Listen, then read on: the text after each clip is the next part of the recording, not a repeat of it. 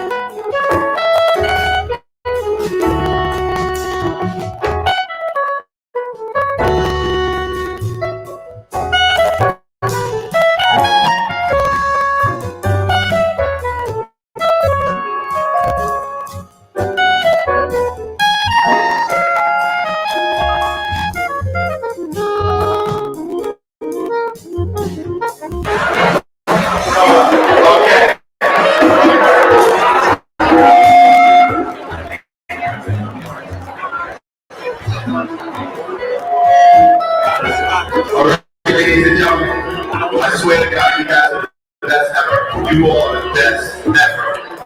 Thank God, y'all are the best ever. On the big on the scene, happy birthday.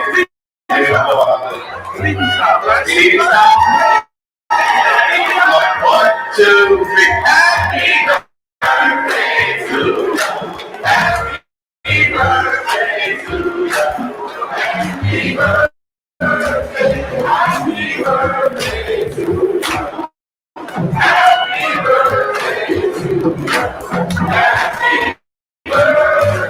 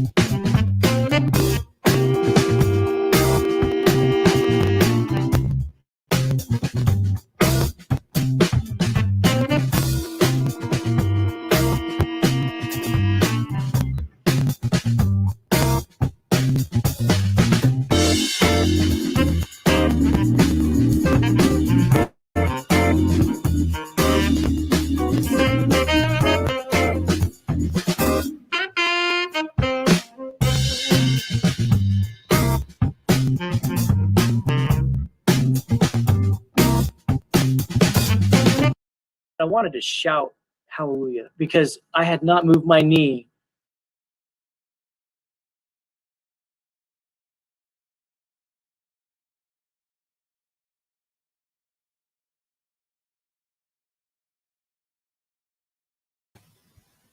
Hello, everybody. Guess who's back? Back again. It's Brother Ron. This is We All Be News Free Dixie for the 21st century. I had to come back today. I know it's been a long time Some interesting times we're living in, but this Brother Ron, have no fear. Brother Ron is here. And this is We All Be. Thank y'all for tuning in tonight. Just want to check some things. I was having some connectivity issues last time. It's like everything's fine. Thank y'all for rocking with the artists. Had a lot of stuff going on this week, man. I'm trying to get things done before this dreaded Mercury retrograde. It's going to hit us, I think, May the 29th. And I believe it lasts to June the 22nd. And I'm a believer in the Mercury retrograde. I believe if you don't know what it is, take a look. It's all online. So I think everything's fine. If you can hear me, I'm going to check it out. I'm a believer in the Mercury retrograde. Okay. I think, yeah, finally back. But I mean, my thing is, it's so many people talking right now. It's so much talking going on. I don't always have to talk, man. I don't feel the need to always talk. And I really don't. Thank you, Brother Dominique, for the donation. We love you madly. But there's so much to talk about. You know, today is May the 19th. If you are woke, as they say, if you are aware, if you love your melanin, if you're a melanated person and you love your melanin, you know, today is a special day. It's the birthday of the one and only brother Malcolm X. You'll call him El Malik Shabazz, whatever you want to call him. Detroit Red, Malcolm Little, the one-eyed greats, one-eyed giants. It's his born day. It's not only his born day, there's a lot of other significant people who are truly, I would call, revolutionary in their own being. I guess May 19th is the birthday of revolutionaries. And I'm going to do a little explanation a little bit, because we all about informing to empower and inspire. So let me tell y'all why May 19th is such a great day, not only for Brother Malcolm, but for humanity. I'm gonna come with the visuals. I had to get on here on Malcolm's birthday. Normally I'll just post my playlist. I have done so many Malcolm X related material. It's Baba Dick Gregory and the newly minted righteous ancestor Paul Mooney. We're gonna talk about Paul Mooney tonight. It's gonna be a great show, I think, tonight. You know, humbly speaking, I think it's gonna be a great show. And thank y'all for rocking with the artivist, for being patient. Just working through some things right now, but I enjoy meeting with the family, especially when I have something to say. You know, not just meeting for the sake of me. I'm not one of these dudes that have to be on a platform running my mouth. There's so many people running their mouth. And that's the unfortunate thing, because Brother Malcolm was all about action. Action is real talk, right? So you got, who are these people? You know who Brother Malcolm is, right? You know who Brother Malcolm is, but who are the rest of these people? These are some wonderful people, all born on May the 19th. Let me give just a salute to these people. Take a look. It's all online and in your mind. I know you're kind, but here we are back again. May 19th, tell a friend. So let me just say, revolutionaries are born on May 19th, man. Happy posthumous life affirmation day to Ho Chi Minh, who was born May 19th, 1890. Yuri Kochiyama, who was born May 19th, 1921. And of course, Brother Malcolm X, who was born May 19th, 1925. And Sister Raisin in the Sun for Our Love, Lorraine Hansberry, who was born May 19th, 1930. We the people love you madly. Creatively maladjusted Hall of Fame, Team Taurus, like a Taurus, the Taurus way, Taurus season, man, the Taurus mentality, the Taurus gang, Taurus nation, the Taurus reality, down to earth, nature and nurture, man. See how it works. So I want to salute my Taurus brethren. That's a powerful day, right? May 19th was a powerful day. So, I mean, there's a lot of other great people born on May 19th. But I just want to point, Ho Chi Minh, you know, he was the leader of the Northern Vietnam resistance. I mean, he's the real hero in the Vietnam War. He tried to prevent that war, actually. He tried to meet with President Woodrow Wilson in Paris. He was an admirer of the American Declaration of Independence. He tried to admire the American way of self-determination, but he found out that self-determination was not for people of color, but only for the white man.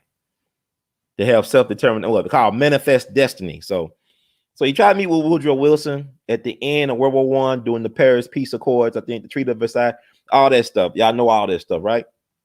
And also Ho Chi Minh was an admirer. He was a follower of the one and only Marcus Mosiah Garvey. Now, Ho Chi Minh, or Ho Chi Minh, how you ever pronounce it, he used to come over here just to listen to Marcus Garvey speak. So Marcus Garvey inspired this yellow man to do his thing. So y'all never underestimate the power of a black man. This is why they are so busy committing to emasculating black men. We are the most admired and despised men on the planet because our ability to motivate, mobilize, and manifest. So you had Marcus Mosiah Garvey, his brother from Jamaica, who couldn't cut it in Jamaica. He had to come to America now. The American black, the so-called foundational black Americans, made Marcus Mosiah Garvey who he is. It wasn't the Jamaicans, it was the foundational black Americans over here. His biggest support base was the state of Louisiana. Black folks down there held him down. Marcus Mosiah Garvey. He was, deported from the port of New Orleans. So that's how strong his love is in the deep South, in the deep rooted South among black folk. Ho Chi Minh. And then you got Yori, Sister Yori, Japanese American civil rights activist. Yori Kochiyama. I think I'm saying that Kochiyama. I think I'm saying it right. All right. But she was a nurse, I believe, and also a civil rights activist. She was there the day that Malcolm was killed before his family. She was a follower of Malcolm. She was part of, I think, the Organization of Afro-American Unity. So that's a Japanese American, y'all. They talking about all this anti-Asian racism among black folks. It seems like the Asians love to be around black, certain type of Asians. Got their calling, got their God work, being inspired and being around highly melanated, brilliant black men. And that's interesting. This is why it's important to be students of history. Because doing the research and disseminate the information is a great reward in and of itself. I may not get an Oscar or a Grammy or a Tony or whatever, but to do the work for the people is really inspiring to me. Like sometimes I get down and out like anybody else, but it's funny that God will send a reminder that Ron, it's not about you, it's bigger than you. Keep it moving, keep it going, keep it pushing, and keep on producing. So I'm just trying to help y'all understand the power of black people, in particular the black man. You understand? Buddha was a black man, or is a black man. You understand? God is black.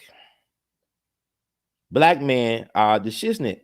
The black men need to learn this. And I'm glad, because we're going to talk about Kwame Brown.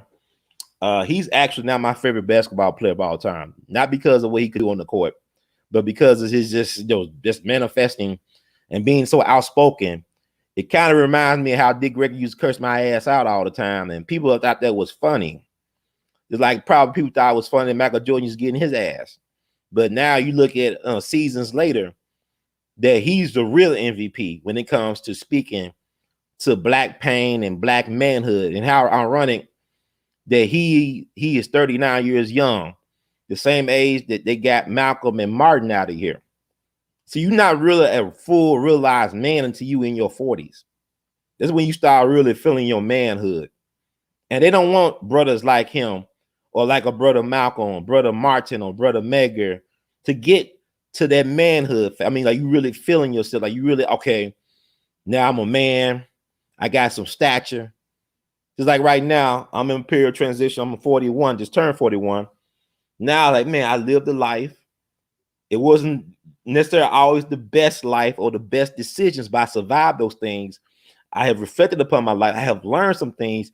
I have brought value wherever I went in this world, in spite of myself. So when a black man can start feeling himself beyond his 30s, that's when you become a threat. When you refuse to compromise or bend, when you actually have a moral compass, we have an understanding of yourself in terms of your relationship to yourself as well as to the greater world. The world is yours. So, Ho Chi Minh saw the power of the black man. Sister Yori overstood the power of the black man. Brother Malcolm overstood the power of the black man. And then you got the sister, right, Lorraine Hansberry.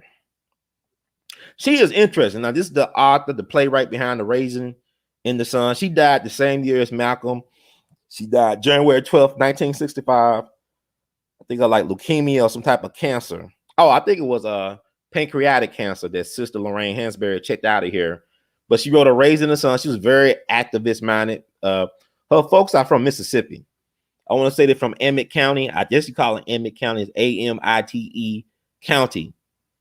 Now, this is the same county where you had that wealthy black man named Herbert Lee. A wealthy black dairy farmer was killed by a state politician, a white man. Mississippi State Representative E.M. Hurst, I believe his name was, killed this man in front of witnesses and got away with it. There was a black man who was prosperous, who had a large family, but who believed in black empowerment to the power of the vote. He was an advocate for civil rights. And so these white power structure individuals sought to put him in his place. So this is who, see, Lorraine Hansberry people come from this county. Her daddy was very well off. I mean, they basically they were slumlords in Chicago. They made their money off of housing in Chicago. Her folks did.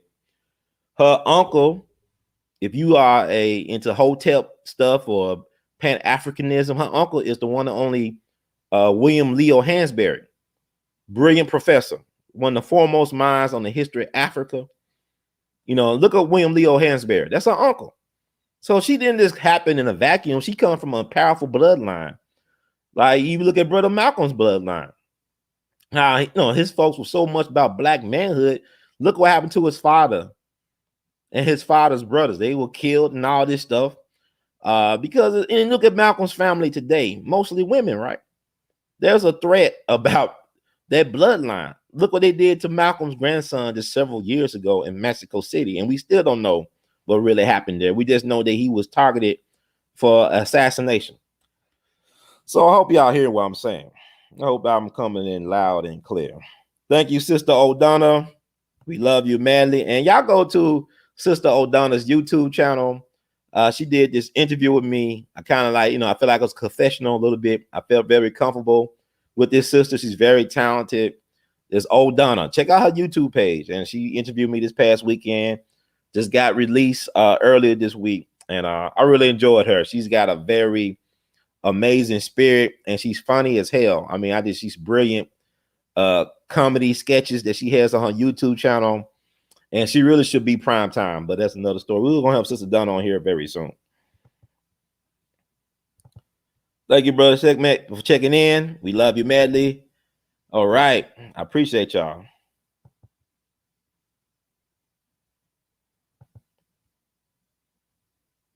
I don't know, man. Y'all be all right. I ain't that big of a deal. You know what I'm saying? Like, I be amazed sometimes. I go to grocery stores and cats be running me down. Like, damn, did I sleep with your wife or something? I owe you money? No, you better run.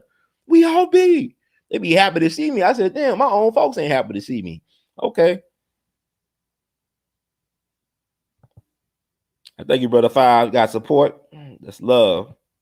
Thank all y'all for tuning in. Yeah, but we're going to talk about Paul Mooney tonight. You know, Paul Mooney really checked out here. Interesting time. This brother was born in August. Born in Black August, right? And he checked out of here.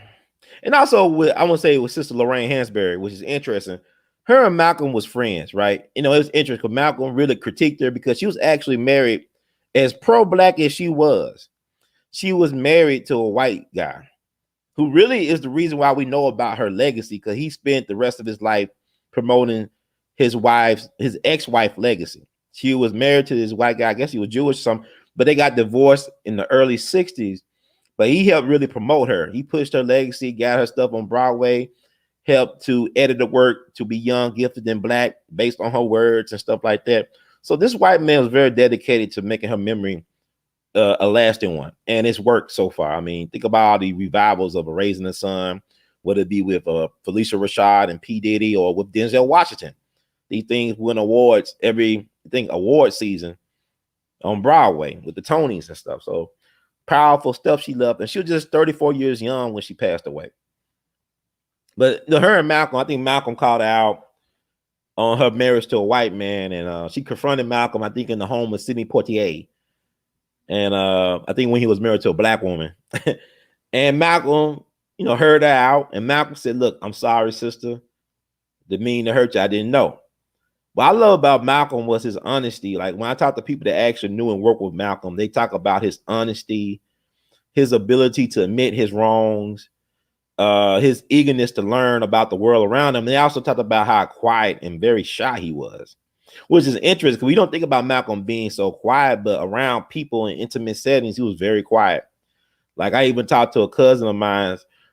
His father is the late, great Julian Mayfield, who was my cousin was a revolutionary. I mean, he shot it out with Robert F. Williams down in North Carolina, helped secure guns for Bumpy Johnson for Robert F. Williams, even helped, connect Robert F. Williams with Fidel Castro. I mean, he worked with Kwame Nkrumah. My cousin was amazing. And Malcolm used to stay with my cousin when he visited Ghana. This Julian Mayfield, and my cousin's wife was a very prominent doctor. She helped save the life of Maya Angelou's son when he broke his neck. She saved his life. And they used to host Malcolm. And my cousin Raphael told me that his mom told Malcolm, they're going to kill you. And Malcolm just looked at her and, didn't say nothing. He already knew he was a dead man walking. But you listened to our interview Baba Dick Gregory about Malcolm, how shy he was. But he also talked about how comical. He had a great sense of humor, great wit. And you could hear that in Malcolm's speeches and whatnot. Because he was not like Dr. King's speech. It's like more like, I want to say he's doing stand-up, but it's kind of like a Dave Chappelle thing in a sort of way, how he talks about social commentary. And Malcolm was very hip with it, because people don't understand Malcolm was a musician too at one point. He used to be a jazz drummer, so he had a certain rhythm. And also he used to listen to Paul Robeson, the great Paul Robeson, speak and communicate on radio. Paul Robeson, one of his heroes.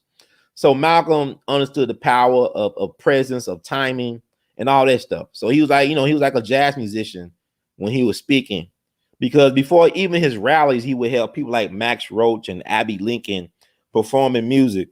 And also Esther Roll used to perform drama before Malcolm X rallies up in Harlem. So we got to make these people, humanize our people. Malcolm was a dishwasher at Jimmy's Chicken Shack in East Harlem with none other than Red Fox. They were both dishwashers at the same place where the great Art Tatum and Charlie Parker would play. I think Charlie Parker would play for Chicken, because his name was Bird. I think because he had a love of chicken.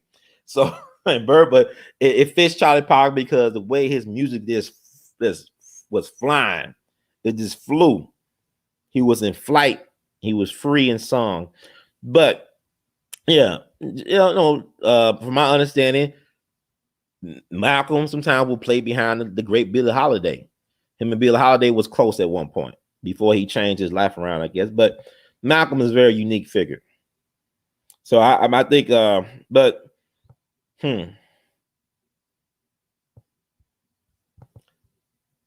you shouldn't be, man. I'm very approachable. I'm just a human being like everybody else. I eat, sleep, and do what sugar, honey, iced tea like everybody else. I'm nothing special. But the work, I consider my work important in terms of trying to empower the people and to encourage the people to step out on faith and just be true to their own self, be true.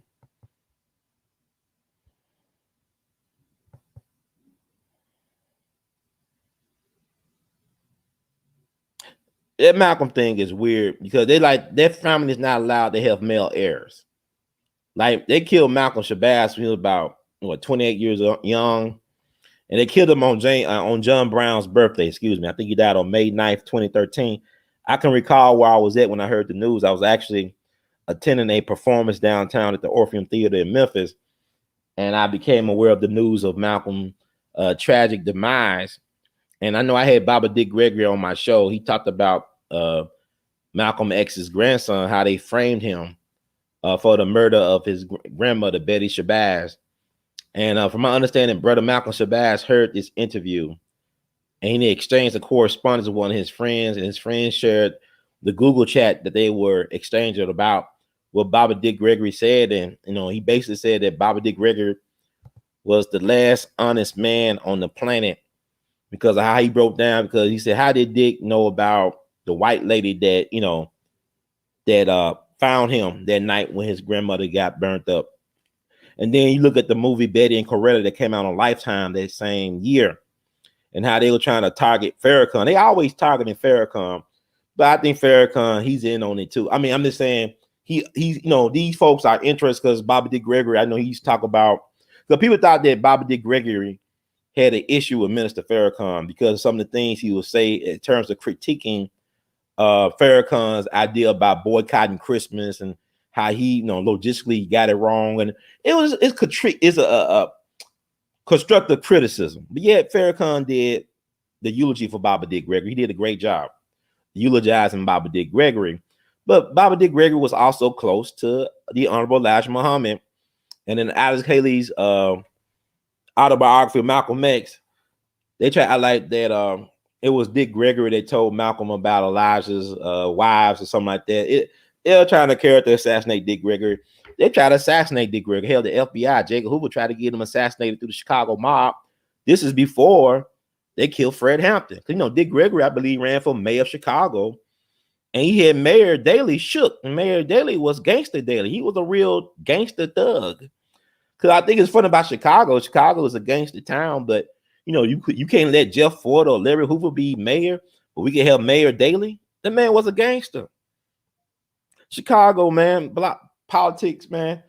Y'all just don't get it. But Bobby Dick Gregory was targeted for assassination before King and all that stuff. And like he told Malcolm the day that Malcolm got shot, I'm not gonna be around. They're not gonna get two for the price of one. He stayed far away when King got killed. Dick Gregory I believe, was in California traveling to an engagement. So it is what it is. Thank you. Yeah, Paul Mooney was definitely a Leo. He was born August the 4th. August the 4th is also the birthday of Barack Obama and Louis Armstrong. Satchmo. Leos are interesting. Leos and Virgos. Man, August, Black August.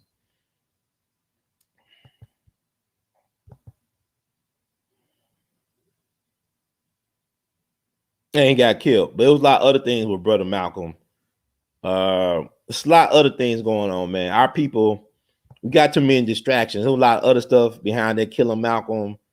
The people that were involved. I talked to people. I interviewed Chairman Fred Hampton Jr. Some years ago when that happened.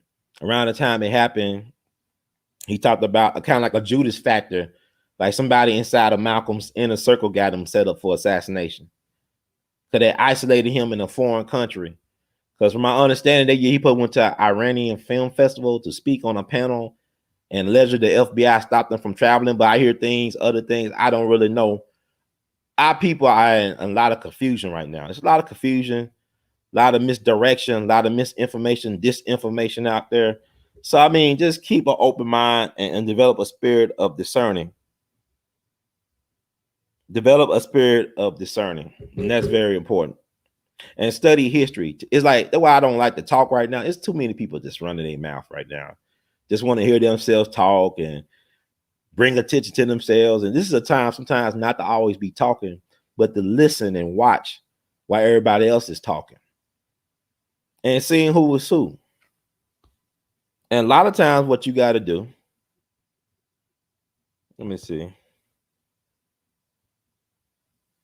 Well, everybody got secrets. Even Steve Coakley, he's no longer here.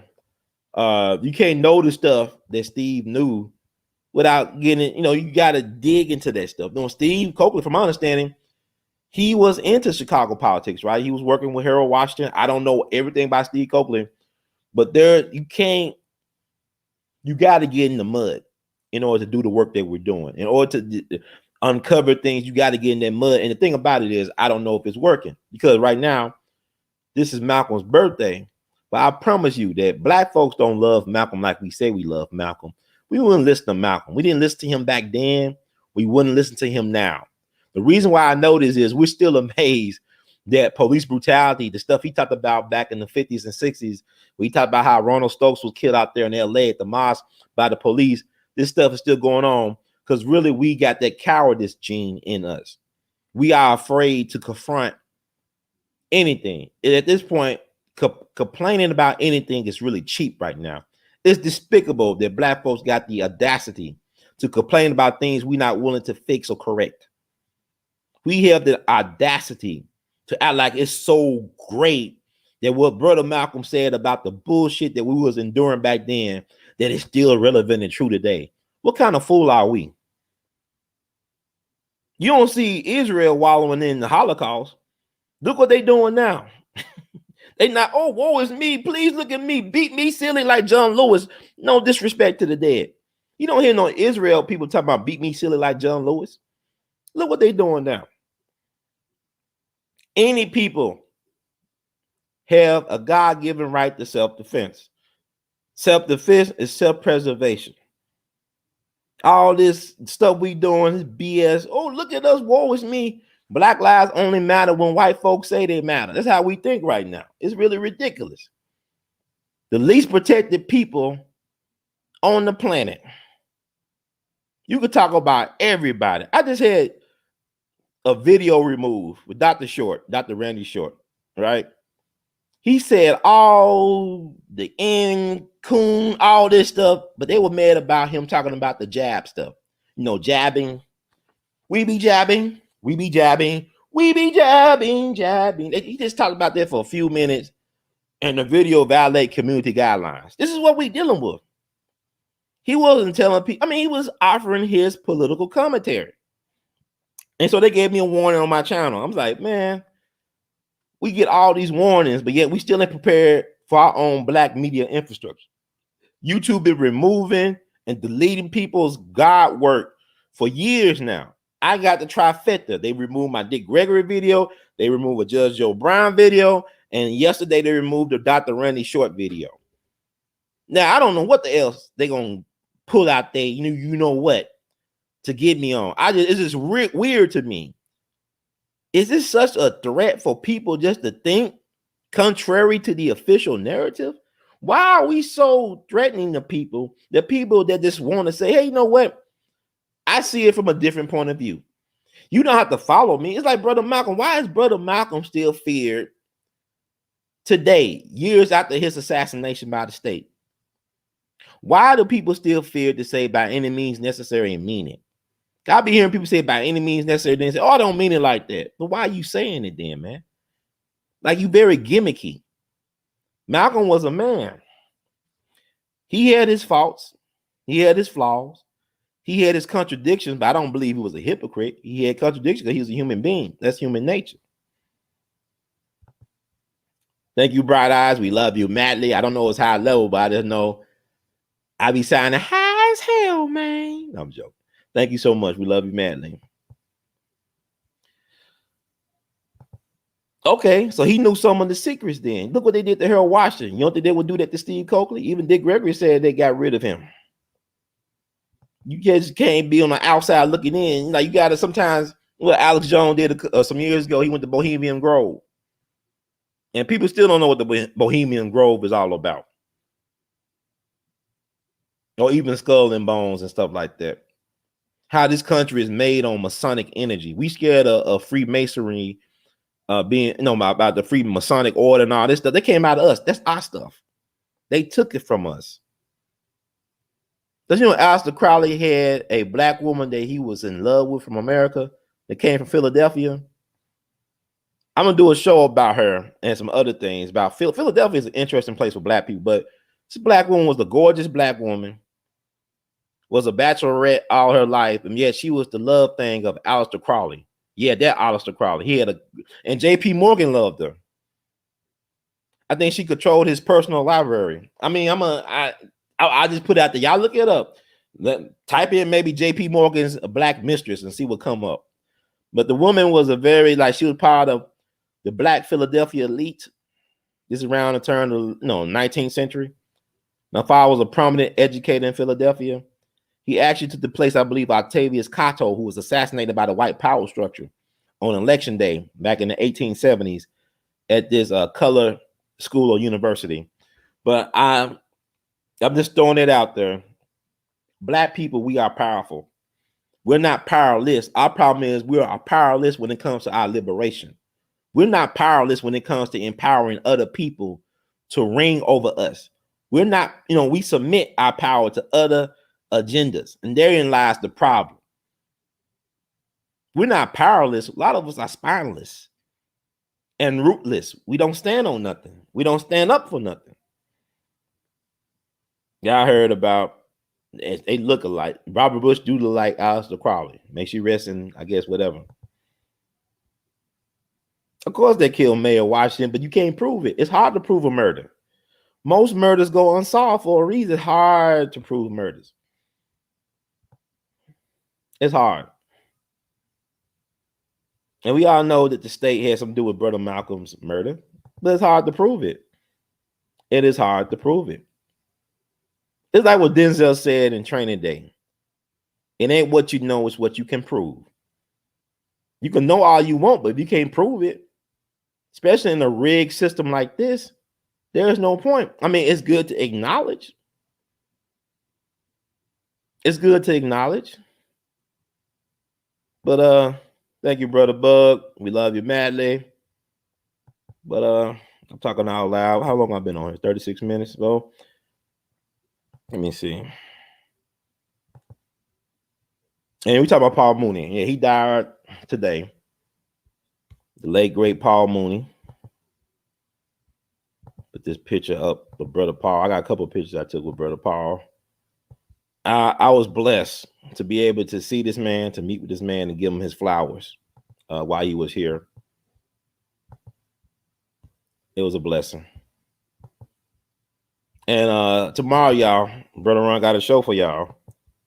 Gonna have on Dick Gregory's son. This was actually the plan last week. It's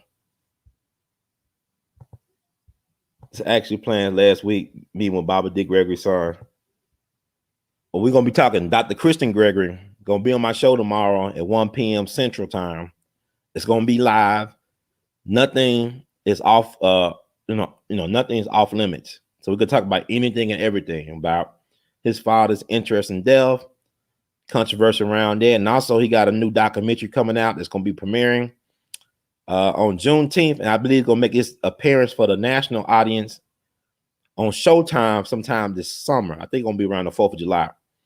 But Dr. Christian Gregory, the son, Baba's right-hand man, is gonna be on my show to talk about his father's legacy and some of the great projects coming up this year honoring Baba Dick Gregory. And when you know that the passing one of Baba's comrades and peers, Paul Mooney, happens on the eve of that discussion. So I hope y'all can tune in and tune out this Thursday. The last day in Taurus season. And Dr. Christian Gregory, he's a Taurus. He was born May 13th. I think that's the same birthday as Stevie Wonder, who was also close to Baba Dick Gregory. See, Tauruses and Libras get along pretty well. No, Tauruses know how to tolerate a Libra. Somebody like Baba Dick Gregory. So this is a picture I took with my mom, the Artemis mom, Sister Callie Hurd, Baba Dick Gregory, and Paul Mooney down in Atlanta. That was my first time seeing, I think it was my first time seeing both Dick Gregory and Paul Mooney performing in person, doing the actual comedy set. And it was Atlanta that I gave Paul Mooney a Lifetime Achievement Award, a We All Be Lifetime Achievement Award. He really appreciated that. And also that I showed Baba Dick Gregory a picture I did of the three kings. They had two kings of comedy to me. That's Richard Pryor, Paul Mooney, and Dick Gregory. I did that picture right before I came down to Atlanta to present Paul Mooney with the Lifetime Achievement Award. I already gave Baba his back in 2012. But it was interesting, man, because they was impressed with the picture. You know, Baba Dick Gregory and Paul Mooney autographed my picture. You know, you see that picture on shirts now. We sell that at the R2C2H2's place. Go down to that, you know, if you're on YouTube looking at this, go down below the description box to that shelf to access that t-shirt. But all three of them guys are gone. But I had a chance to meet 2 out of 3. I had a chance to meet both Dick Gregory and Paul Mooney. Didn't meet Richard Pryor, didn't make it in time, but man, that's not bad, right? What a life, right? I can't complain. There's a lot of people I wanted to meet, but they checked out of here. And but I'm blessed I was able to meet them guys and even interview those guys as well. And I love Paul Mooney, man. Like his I didn't really become aware of Paul Mooney until that movie Bamboozled. I didn't know who he was until 2000, when me and my classmates, we was doing a Black intro to Black theater class at Washington University, taught by Dr. Ron Himes, the founder of the Black theater, the Black Repertory Theater in St. Louis, which is going strong. I mean, it's rare for these Black rep theaters to last as long as his. I think going to 40th year or 40 plus years of existence. But he was our professor. He told us to go see Bamboozled. So we was learning about the blackface history or the minstrel show in Black theater history. And so Spike Lee had his movie Bamboozled come out in 2000. So we went to the theater and I saw this dude. It kind of like Damon Wayans, but he had a big ass head. See, Paul Mooney was made for movies because his head is so damn big. You know what I'm saying? Because you look at like the greatest movie stars, they have the biggest damn heads. Like look at Ben Affleck's head. It's big as hell. You know, you can't be a great movie star with a small ass head. I got a big ass head, by the way. But anyway, well, Paul Mooney was cracking me up. I said, who is this cat? Like, we didn't know who this guy was. We just being introduced to Paul Mooney through Spike Lee. And I got to give Spike Lee, some of my favorite movies were made by Spike Lee. I ain't gonna lie to you. Like, I love Mo Better Blues. It has aged well. It has aged well. It was great to see Robin Harris doing his thing. I think that was the last movie he did before he died. And I still can't believe that he died at the age of 36. He looked so much older than his age, but he was wise beyond his years in terms of his comedic maturity. It was incredible. But Bamboozle is a film worth watching. Damon Wayans. Then you had Jada Pinkett Smith in the movie as well. And I can't believe the movie came out over 20 years ago. But that was my first taste of the genius known as Paul Mooney. And then I saw a DVD that he did with Tim Reed, Tim Reed, the actor, the black actor, all that stuff. He produced a stand-up special for Paul Mooney. I think they did it in Virginia.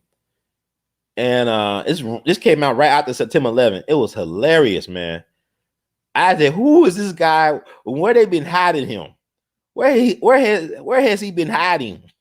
Paul Mooney totally. I never saw nothing like. I mean, yeah, Richard Pryor. I knew about Richard Pryor since I was a kid, but this is the guy behind Richard Pryor, the guy who was writing those jokes and stuff. They helped Richard Pryor become the Richard Pryor, right? Because everybody back then wanted to be Bill Cosby, and that's what people like. We rewrite history, but all the comedians, even George Carlin, they all wanted to be Bill Cosby. But Bill Cosby became Bill Cosby because Dick Gregory left that space. Even Bill Cosby will tell you that Dick Gregory is the reason why he became successful, because Dick Gregory, the stuff that Bill Cosby did with I Spy, all this stuff would have went to Dick Gregory. It's kind of like, you look at Kevin Hart, but really probably Cat Williams. Kevin Hart got the spot that Cat Williams could have had. I think Cat Williams is funnier than Kevin Hart. Kevin Hart used to be funny when he first started to me, but that's another story. But Cat Williams, could have had the spot that Kevin Hart had, but Cat Williams said the hell with it. He had the conscience. I remember when he did this HBO stand-up comedy about going to that mansion party. We saw Professor Ogilvy in there with a man. He talked about Jamie Foxx playing butt naked. And I said, I know he just counts. He just wrote his counsel card, or he just stamped his counsel card or whatever. I remember the HBO special down in Atlanta. I think they had like the Outcast in the crowd, and people were like, "Ooh, I can't believe he said what he said." But it's like that's how Paul Mooney was. I can't believe he was saying this shit that he was saying. He got away with it. But did he get away with it? I don't think he got away with it. He paid the price.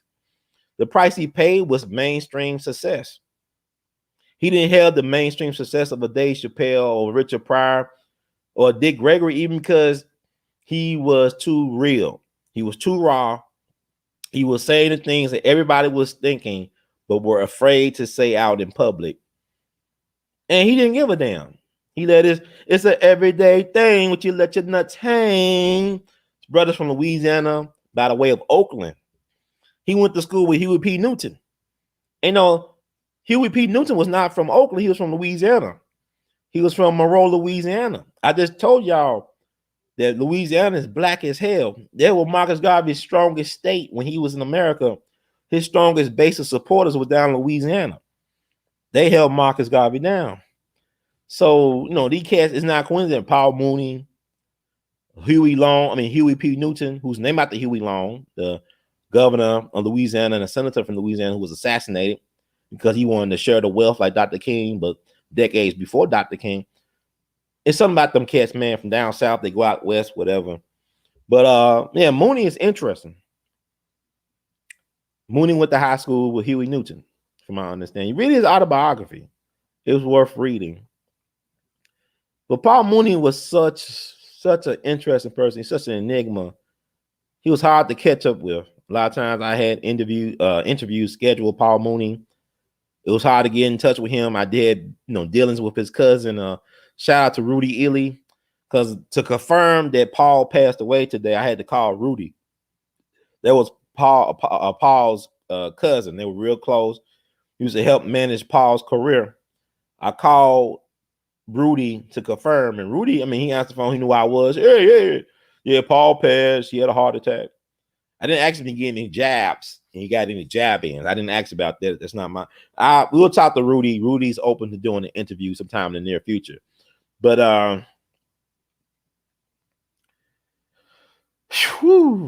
he said, when I called Rudy, he told me I'm looking at this award you gave Paul. That's the award you see in the picture. My mom holding that Lifetime Achievement Award. He said he was actually looking at that picture. He was actually looking at the award that I gave his cousin years ago. When I called him, that's God. That's the universe. So God, God is real. Israel. God is real.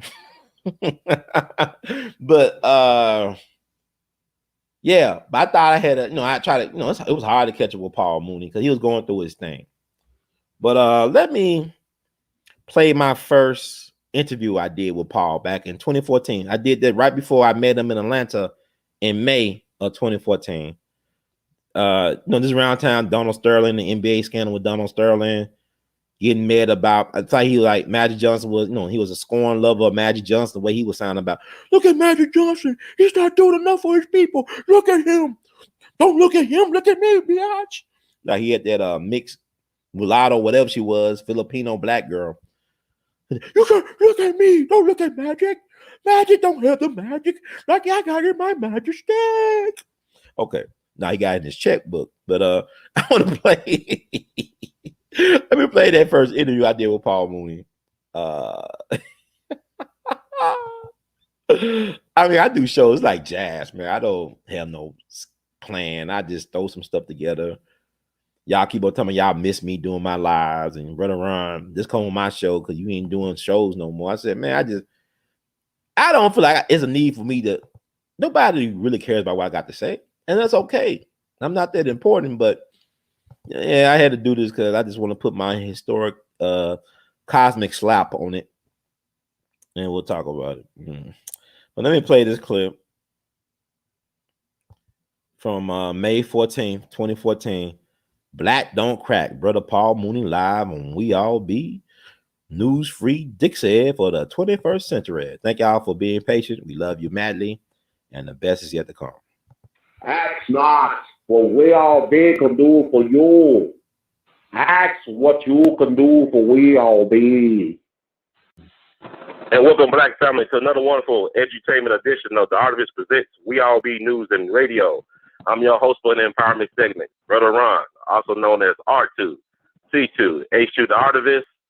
And we're about to shift your paradigm up here in We All Be tonight. We got a special guest. Nobody's like him on the planet.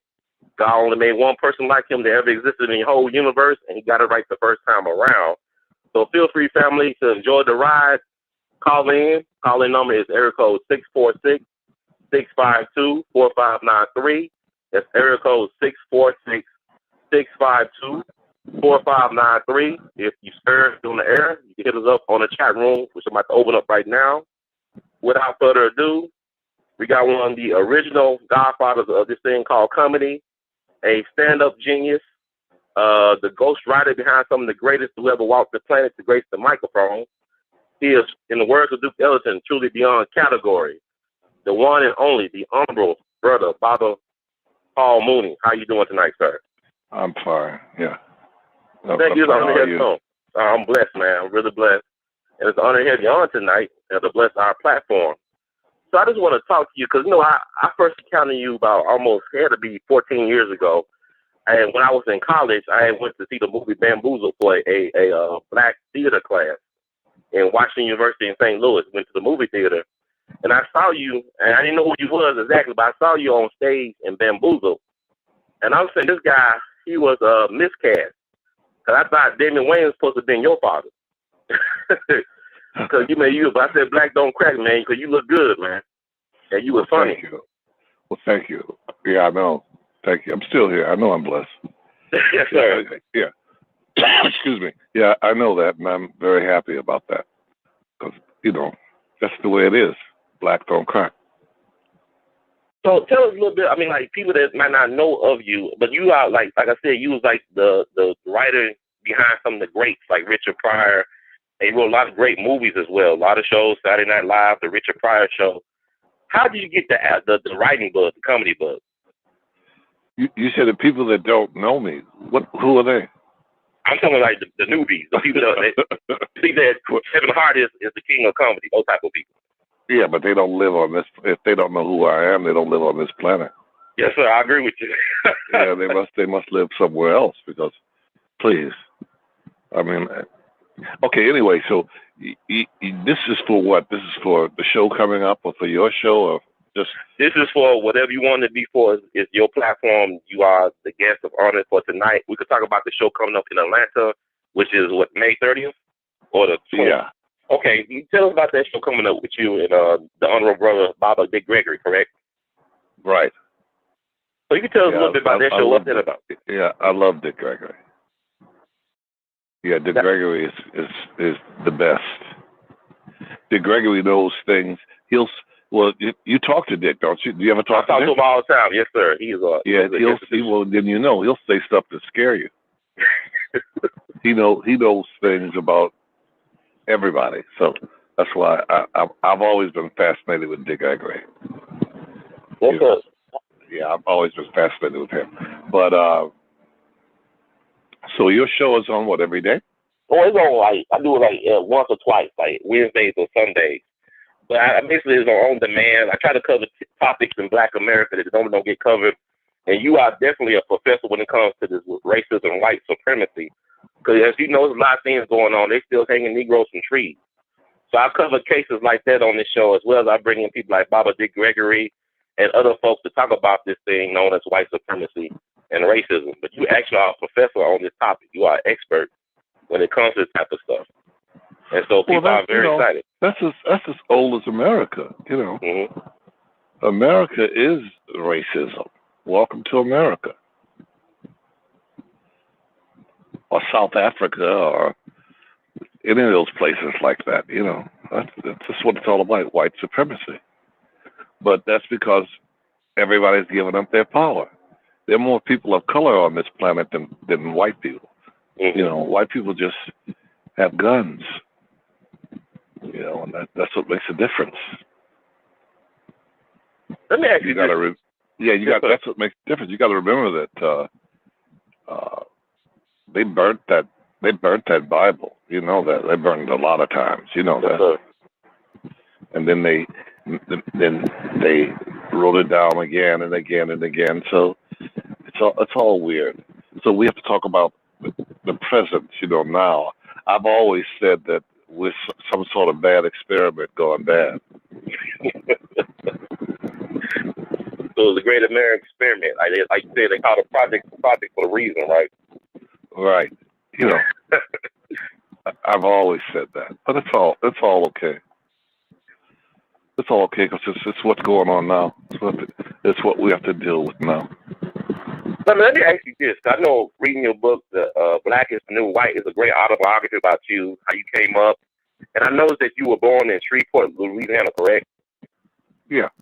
I want to ask you a question. I don't think nobody ever asked you this question directly. Like, what is it about Louisiana that produces a certain type of Black person? Because I know from reading that Louisiana was a great stronghold for Marcus Garvey and the United Negro Improvement Association. And I also know that Huey Newton is from Louisiana, Jerome Pratt, you are from it. What is it about Louisiana that produces type of Black people, revolutionary type of thinking Black people? I think that it just has a history since 1894. Mm-hmm. Yeah, since 1894. That's what I think. I've always thought that. I think everybody comes from there that's got a kind of brain. It has a different kind of Black people there. Mm. It's almost like magic, Yes, sir. Nobody feels like, Go ahead, Were you sorry. from Texas? You? I'm from Memphis, Tennessee. Well, no, Tennessee does have a relationship with Texas, of course. We got an interesting relationship. Yeah. It all makes a difference. You know? What makes it different? How did the Bay Area influence you growing up? Could Paul Mooney, as we know him today, happen anywhere else but in the Bay Area?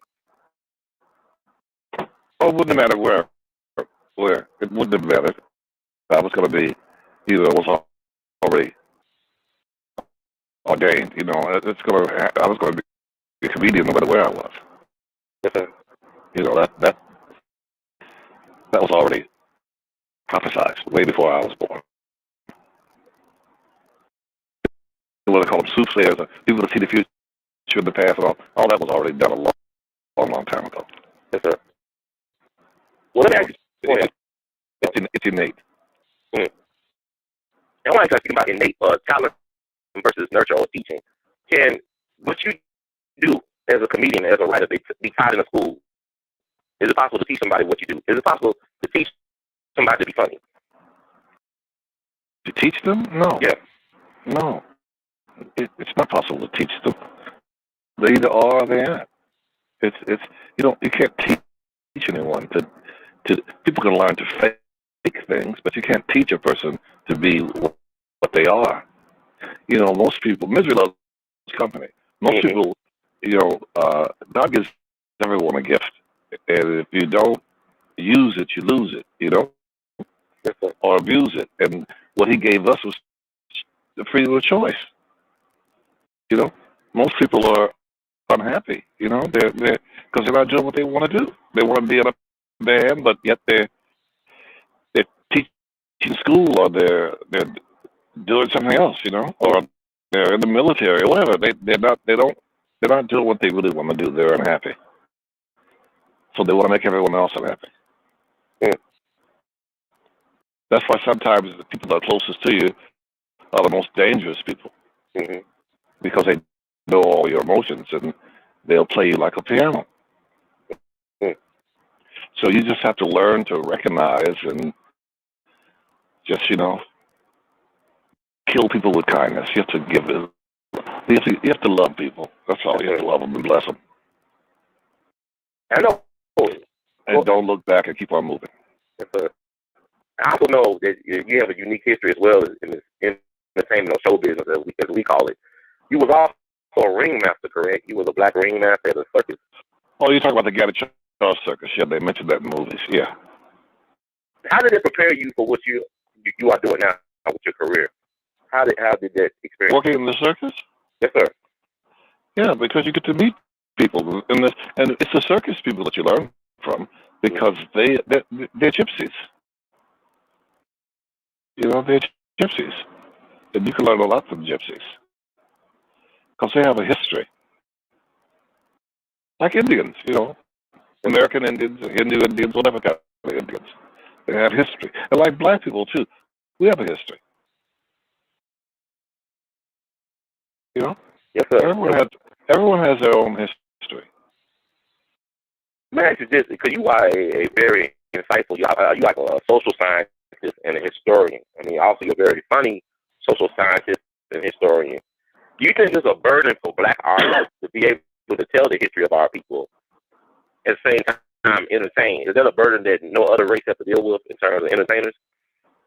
I don't think it's a burden.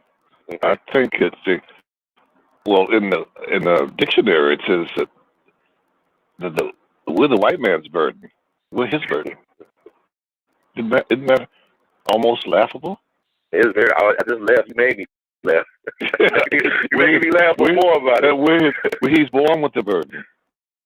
Yeah, preferably the so-called Negro or Black American or whatever.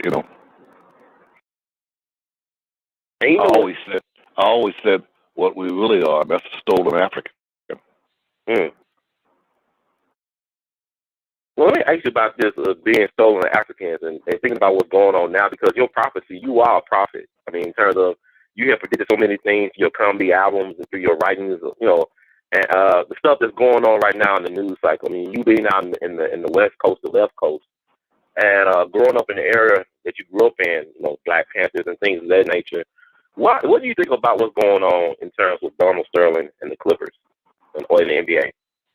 Oh, I think that's the best. I think it's all out in the open, and I think it's the best.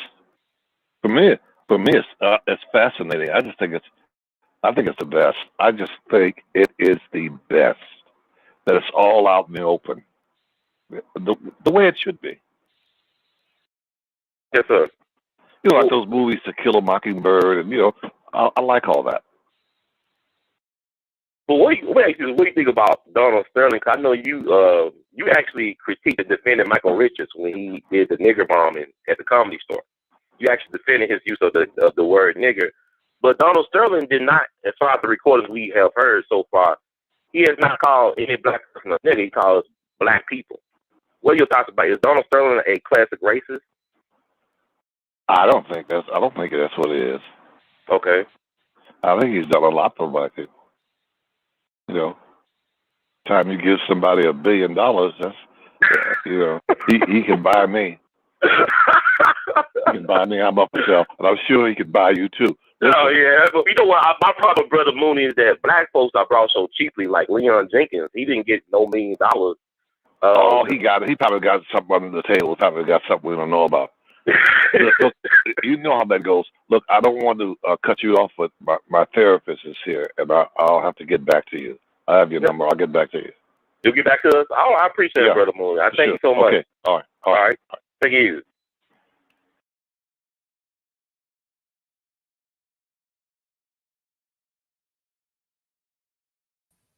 And there was Paul Mooney, and that's back in May of 2014 when his mind was a little bit more clarity. It was interesting to interview him because I don't really prepare to interview people with questions. I just go off the riff. So I guess it worked out. And he been doing it, and I guess he said, "Hey man, this guy, who is this guy?" But anyway, I had a couple chances to interact with him in the future. But I think I saw. How many times have I seen Paul Mooney live? I think I saw him live 3 times. First time was in Atlanta back in May of 2014 with Baba Dick Gregory. Second time was in Atlanta back in December 2015 at the Uptown Comedy Club, I think, in Atlanta. A very hot place. I saw Baba Dick Gregory there several times, actually. And let me see if I can find. Yeah, We All Be News Free Dixie for the 21st century. See if I can find that picture. There's so much stuff going on. It's a lot of stuff I want to do, I don't do, because my time be flying, man. I had a lot of stuff happen in this one day. If I told y'all about the day I had, you would believe it. So I'm not going to tell y'all. But anyway, this is a picture I took back in December 2015 with Baba Dick Gregory, my mom, Paul Mooney sitting down, and my Aunt Verlene between Paul and Baba Dick Gregory. My Aunt Verlene is a very beautiful spirit. She's also a Taurus, born April 29th. And we had a great time backstage. Dick, this is after Dick lost his firstborn grandchild. She died of a drug overdose, from my understanding, unexpected loss. And Dick has a unique way of dealing with loss. You got to think about Dick Gregory has been through a lot. He lost a lot of friends and people over the years. I mean, so, deal with these things. Laughter is sometimes the best drug to deal with life pain. So he was there making people laugh in the midst of his own pain. So that's me, my mom in the red, Paul down, sitting down, Aunt Verlene and Baba Dick Gregory. So that was good times. I really enjoyed myself because before we went to see Dick Gregory, was at this other thing. Got a chance to talk to Ambassador Andrew Young, give him his award I wanted to give him back in September of that year. Saw John Lewis, he was relevant. I got this video footage of John Lewis talking about, "We got to stop Trump and Trump is Trump." This is back in 2015. He was going off on Trump. It was John Lewis was turned up that night, and Reverend C.T. Vivian was there at this other event. So we had a good time down at ATL and a chance to talk to Baba Dick. And that's when he told me in our interview when I did with him that Eddie Murphy saw like several hours of our stuff, because he was one of the people that helped honor Eddie Murphy at the Kennedy Center when he won the Mark Twain honor. Baba Dick was there. supporting Eddie Murphy. And he said that Eddie Murphy said he'd been watching our stuff online. So I said, man, Eddie Murphy would be looking at our stuff online. He said, yeah, man. Everybody know about We All Be. I said, okay. That's interesting how life works. But anyway, since with that said, I also like to, I hope y'all can hear me. I think the Wi-Fi is okay. I think everything is okay. Everything is going to be all right. Okay, I think it's looking good. But I also found out in 2015, I think it was 2015, I seen Paul perform 3 times. I think it was 3 times. Yeah, it was 3 times. But I think the last time was in Memphis, Tennessee, Chuckles Comedy Store or Club, or whatever, out in East Memphis. They actually booed Paul Mooney. The last time I saw him perform on stage, he was booed. Packed crowd booed the hell out of Paul Mooney. And when this happened, I want to play my response about what happened. And people start feeling bad after they booed Paul Mooney. Paul, he's a legend. Every Michael Jordan had bad games too. I mean, every legend have their day. But Paul was booed, and I wish I would have recorded the audience response. And his team came out and told him what was really going on with Paul. Paul had been dealing with cancer issues, from my understanding, for a long period of time. And I believe the medication that he took affected his mind. So they say he was dealing with early stages of dementia, according to his cousin, Rudy, and other handlers that night. But I'll play my report on that about Paul Mooney having dementia. And this is, I believe, from 2015. And this is We All Be. Well, let me make sure, because we on the eve of Mercury retrograde. So whatever can go wrong will go wrong. Let me make sure I got the audio. But I want to play my report about Paul Mooney having dementia. I was there that night when they announced that he had a lot of health issues as it pertains to dementia, I believe, and also cancer. So let's play that. This is Judge Joe Brown, and we're listening to We All Be News. News-free Dixie for the 21st century. I would definitely do that. And also, Brother Paul, I want to ask you, how you doing health-wise? Are you good? Oh, I'm fine. Very good. I just want to let people know that. Okay, great. Hello, everybody out there, scholars and laymen, ladies and gentlemen, boys and girls. I recently had Brother Paul Mooney on my show, on the We All Be radio show. And one of the last things I asked Brother Mooney was, how was he health-wise? He said he was doing okay. And he actually came to Memphis the weekend, July 24th through the 26th.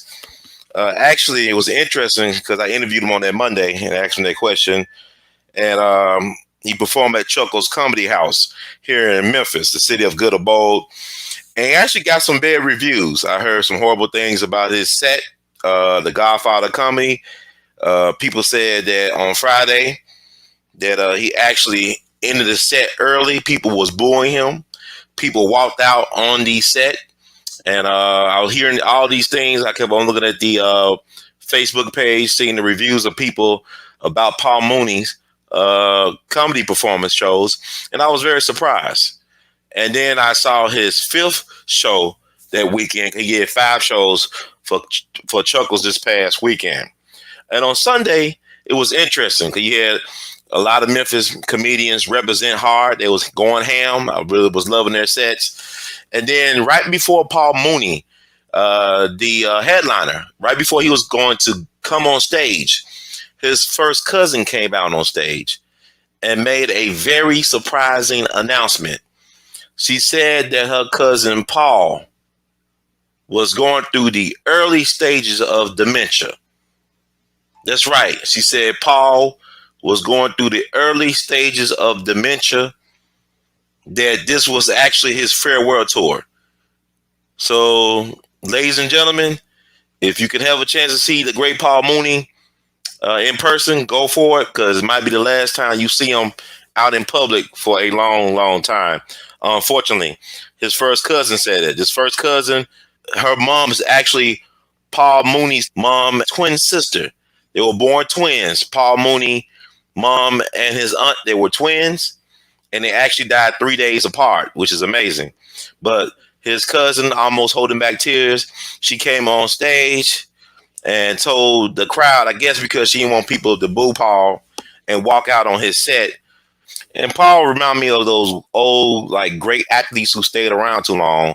That's how people were describing his sets this past weekend. Like, it was kind of like Muhammad Ali, who stayed in the ring too long, or Willie Mays, who stayed on the field too long. It's kind of like that, but needless to say, on Sunday, echoes of greatness were still there. You can still see shadows and the echoes of greatness from Paul Mooney's still lucid mind and creative genius. So it was really worth it. I was glad and I was satisfied that I had a chance to see him for the second time within 2 years, or a year time, actually, you know. Because in actuality, though, Paul really was in old form. He was in real form. He actually held his own. He actually did a great set. It was almost an hour long. They brought him on with the Shaft music, a theme song. He's a bad mother. Watch your mouth. No, he's the writing genius behind Richard Pryor, and he actually helped discover and develop young Robin Williams. So he's the guy behind the guy. He's the guy behind the guy. He's a comic legend, a genius in his own right. And if you are out in the DC area, Howard Theater, July 30th, check him out. Him and brother Dick Gregory, the Godfathers of Comedy. And also, if you're in the NYC area, July 31st, BB King's, check him out. Dick Gregory and Paul Mooney. This might be Paul's last stand. Get a chance to see him. Hopefully, he'll be in rare form. But it's unfortunate to report. We All Be News is the first place to report that Paul Mooney is dealing with the early onset of dementia. And it was reported here, it was told by his first cousin before his last set in Memphis, Tennessee, July 26, 2015. And now other people said Paul had other health issues. I was told by a source that Paul was also dealing with prostate cancer, but it has not been confirmed by Paul Mooney out in the public atmosphere. But the reason why I'm sharing this with you all, because his first cousin said these things, because people complain about Paul not staying on his routine, telling the same jokes within 15 minutes of each other, getting too much into the crowd. But actuality, Paul report with the crowd is part of his comedic style anyway. But people say he was kind of wandering off the script and off the farm, so to speak. But yeah, so that's all I had to report. But please feel free, family, to check out our latest interview we did with the great Paul Mooney. We also did one with him last year. So we all have been blessed to have Paul Mooney bless our platform twice, back-to-back years. So thank you all. We wish Paul the best on his journey. And I want to thank Paul publicly for all the great things he have done to help Black folks think about themselves and to believe in themselves and just to be comfortable being themselves in spite of dealing with racism, white supremacy. He told his truth and he wore it well. Brother Paul, in the words of the great Duke Ellington, we love you madly. Keep on producing and pushing until the wheels fall off, sir. And everybody else, take care. God bless. God bless. And keep the family of Paul Mooney in your thoughts, prayers, or whatever, and send positive vibrations out to the universe. Thank you. And that's it. And that was, I believe that's from 2015. So, both of them dead now. Paul Mooney, their righteous ancestors. The energy is still around. Dick Gregory is everywhere. Like I said, join us tomorrow, 1 p.m. Central, 2 p.m. Eastern. I guess there'll be 11 a.m. West Side time. We're going to be interviewing Baba Dick Gregory's son, Dr. Kristen Gregory, about the documentary, executive produced by Lena Waithe, of all people. Documentary about the amazing, extraordinary life of Baba Dick Gregory, which would premiere, I want to say, Juneteenth weekend up in New York, but it should be available on Showtime by the 4th of July. Or the 4th of you lied. So this is Baba Dick Gregory. Like I said, the man is not past. I don't understand people that, do you miss Baba Dick Gregory? No, I can hear him cursing in my dreams, cursing me out, then saying, how's the family? See, Baba Dick Gregory is like Michael Jordan. A lot of y'all, they great, but do you really want to get to know him like that?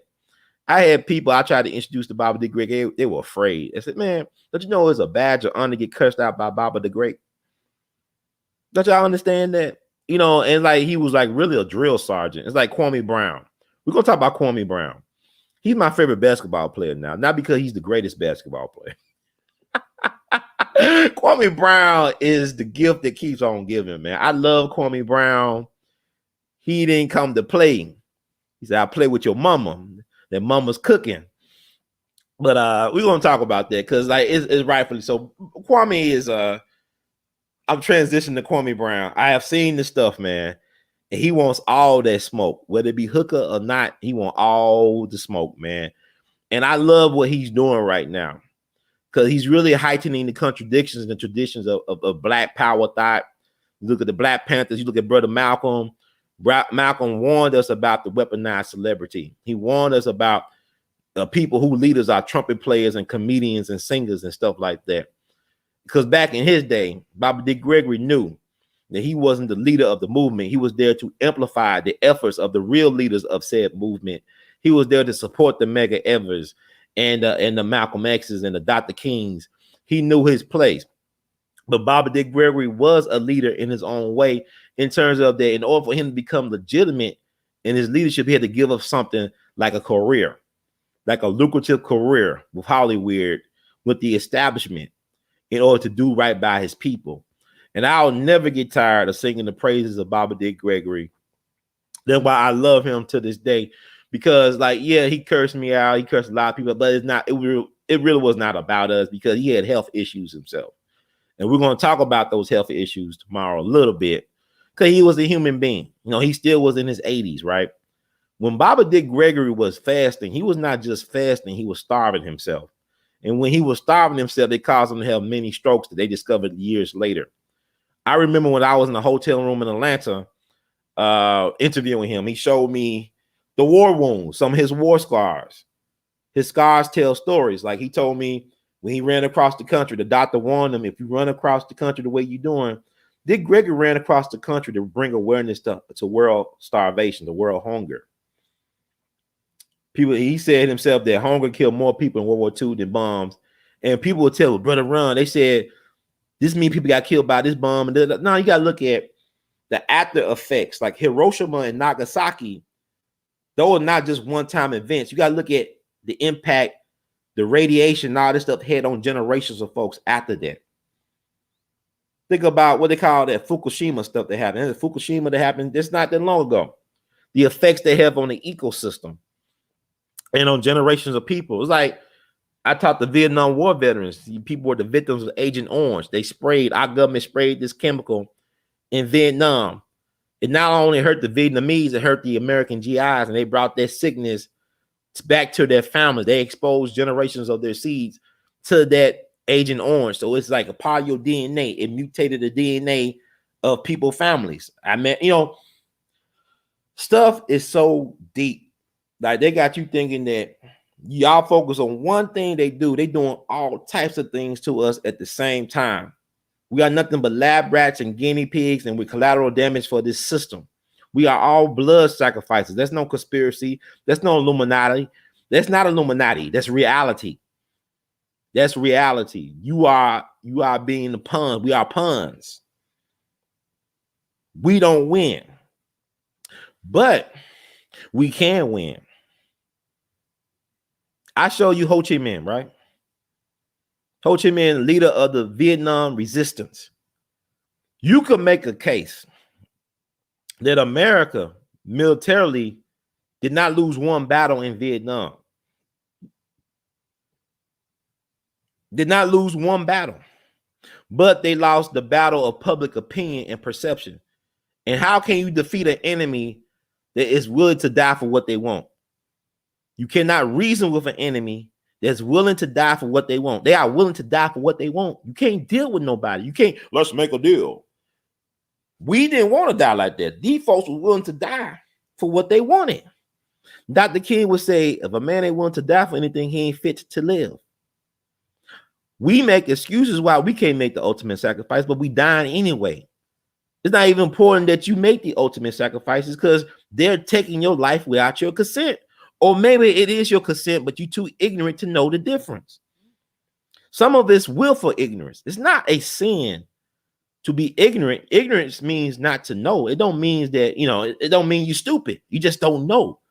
But to say, I don't want to know, to be willfully ignorant is to me a sin. To willfully not want to know something that can make a difference in the quality of your life is a sin, and it's a curse upon your generations. That's like you consenting to systemic genocide. It's like, whatever you think about what's going on in the Middle East, there's a reason why those people are acting the way they act, because they told you about their Holocaust. They said, never forget, we never gonna go through what we went through 70-something years ago. That's not gonna happen. That means we're gonna fight to the death to keep that from happening again. Black folks, what we do is we beg to the death. Can y'all see y'all wrong? Y'all did my people wrong. You did me wrong. I want some on. You gotta fight for what you want. You gotta be willing to die for what you want. And sometimes you gotta be willing to take other lives for what you want. I'm not condoning. This is the language of America. American history is a long ass gangster rap album. Thomas Jefferson did worse things than Two Live Crew rapped about towards black women. And yet he's American hero. Tommy J is there. Thomas J. See, America love their killers. They love their serial killers. They love their military killers. They love their religious killers. They love their killers. You see, white folks laugh at black folks complaining about police brutality. Don't you know that the biggest killer cops are American heroes? Don't you know that Wyatt Earp and Wild Bill Hickok and Bat Masterson, these folks was killers with a badge. Shit, Wild Bill Hickok even killed his own sheriff deputy by accident. Wyatt Earp committed excessive police brutality at the OK Corral. Wyatt Earp killed a lot of people, never was wounded himself. This dude killed a lot of people, but was never wounded. So that means he was, like, I would say, playing dirty. He was a dirty cop. I don't care what nobody say about that. Think about what I'm saying. We think that this, like, look at the shows, the culture. Like, you look at these cops. My cat, look at a TV show. My cat is stuck in the tree. The cop pulled out a gun. But it's a cat. I don't know. It could be a weaponized cat. I don't know type of cat. But why you need your gun out to rescue the cat from the tree? If you talk to actual police officers, they will tell you, Ron, I talk to cops that have been cops for 20, something 30 years. A lot of them say they never pull out their gun. If they did, it maybe be less than 5 times they actually pulled their gun out. I mean, these are highway state troopers, whatever. And I talked to them about that, correct? I said, but what you look at the Hollywood perception and look at the reality. If the police was really what we think they are, why we ain't at war? Would you be afraid to go outside if you believe your local news of how bad crime? I'm in Memphis. If I believe what the local news say about Memphis, even about the weather, I would never go outside. I'll be afraid of my own shadow. Fear is a hell of a drug. Fear is a hell of a drug. But what I'm saying is, let's be honest about what's going on. Like with Malcolm, y'all say y'all love Malcolm. Y'all don't love Malcolm. First of all, Malcolm's not a Christian, so he going to hell according to a lot of black. Well, he meant well, but he's not saved. Y'all be worried about. I mean, I don't know what's going to happen on the other side. It ain't really my concern. My concern is why I can't have what I want now. I do know about this reality. I don't know what's going to happen after I go to a transition, so-called die. Y'all worry about shit that I can't. Man, can't. I mean, Houdini tried to come back. If Houdini can't come back and tell you what it is on the other side, I don't know what's on the other side. It's not my concern. To be honest, for me, I'm looking at what's going on now. It's ridiculous to say that you love Malcolm, and Malcolm warned you about Democrats. He warned you about the police. He warned you about the globalists. He did all this stuff. Y'all tell me I love Malcolm. Y'all can't name one Malcolm speech. I can name several Malcolm speeches that I love, that I listen to on an annual basis. A lot of y'all can't even name a quote outside by any means necessary. Chicken come home to roost, white devil, all that stuff. Y'all don't know, man. I just tell y'all, Malcolm was an interesting dude. Malcolm was into numerology. He might would have been into gematria or whatever y'all call that stuff y'all like. My thing is this, like, it's too much intellectual masturbation. Either gonna do or you ain't gonna do. It is time for some action. And like Clubhouse ain't revolutionary. Doing this ain't revolutionary. This is counter revolutionary. I'm not gonna sit here and tell you all the secrets and all this stuff. It's not white folks. I respect white people because they protect their killers. He's like this white boy named James Ford Seal. Look him up. He was a policeman from Mississippi. He was part of the Silver Dollar Clan down in southern Mississippi. He killed these two black boys, two black young men, teenagers, late teens, early 20s, whatever. All they was doing was looking for work, and they got killed. They got their work. They tortured, lynched these folks, threw them in the river or whatever. When they were looking for the 3 civil rights workers, Sorna, Cheney, and Goodman, they found their remains. And for years, the white folks down there said that this man been dead for years. But this guy been hiding out in plain sight. He been living in plain sight. The white folks been protecting him. The only reason we know about this is because the brother of one of the slain black boys, young men, who this guy was a Vietnam veteran. He took it upon himself to find out that this guy was still alive. He had brought in a Canadian documentary film crew to film this. This is on TV somewhere. And they confronted this white boy. They brought him to justice, and he died in jail. He died in prison. Just like James Byron de la Beckwith, who killed Medgar Evers. He died in prison, albeit late. They still put his ass in prison. He died an undignified death. But what I'm saying is white folks in their community knew that knew that this person was alive, and they protected him nonetheless. It's like even with George Steeney Jr. I interviewed a white boy whose father was part of the search party to look for the missing white girls that they said that George Steeney allegedly killed and raped back in 44, whatever. You know, George Steeney was a teenager. He was the youngest person put to death in the electric chair in the 20th century America down in South Carolina. I interviewed his cellmate who felt that he was innocent, knew that he was innocent, wrote a letter to clear his name up decades later. I interviewed George Steeney's younger brother, who was a retired minister up in Brooklyn. I don't know if he's still around. I interviewed him on Columbus Day of 2011. And he still had that fear and trauma in his voice. When I asked him about Emmett Till, he swore he didn't know who Emmett Till was. I said, this happened like 11 years after your brother. He was that shook because the family was ran out of town before the trial was even started. So George Steeney was by himself facing this lynch mob court system by himself, by his lonely, and they executed. And then the white dude that actually killed and raped the girls, he confessed on his deathbed just several years later, from my understanding. And the white folks knew this, and they protected him. But yet black folk, will go to Jesus. I mean, like I remember a couple years ago, this black dude killed this white cop in Memphis.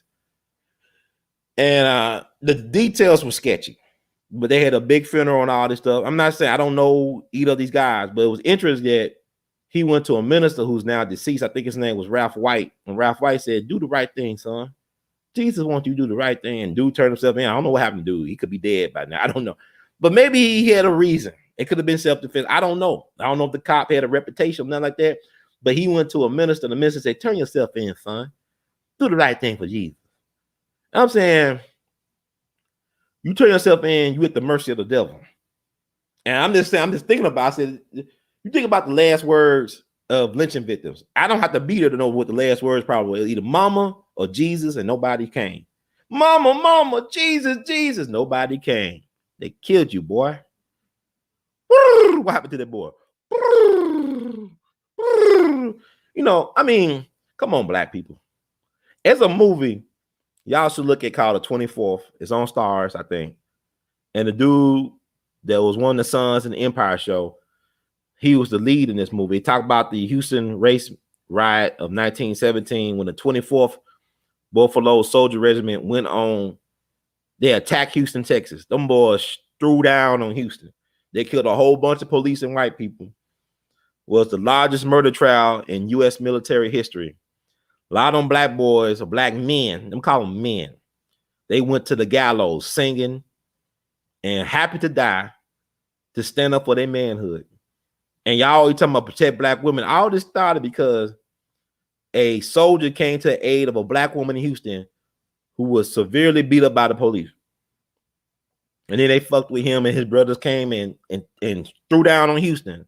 You can look all this stuff up, but the 24th is the great dramatization of that incident, because they were stationed at Camp Logan. When you go down to Houston, there's no mention of what happened when them black dudes went into Houston and threw down on them Peckerwoods. They don't talk about it, but that's the reason why they don't want black folks to have guns.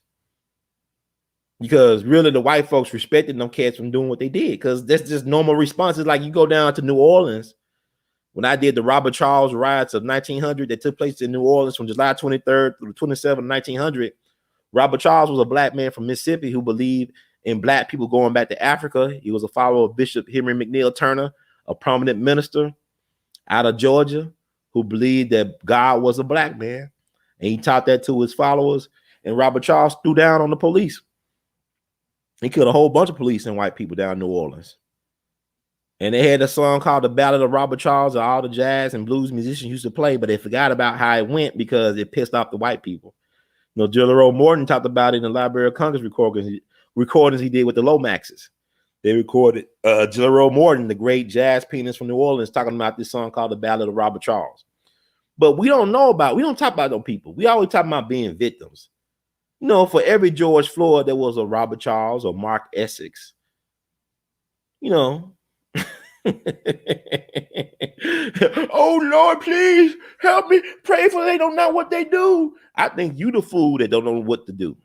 I think they know exactly what they doing. But Malcolm talked about that. But Malcolm's scary because he's telling black folks we got to fight back.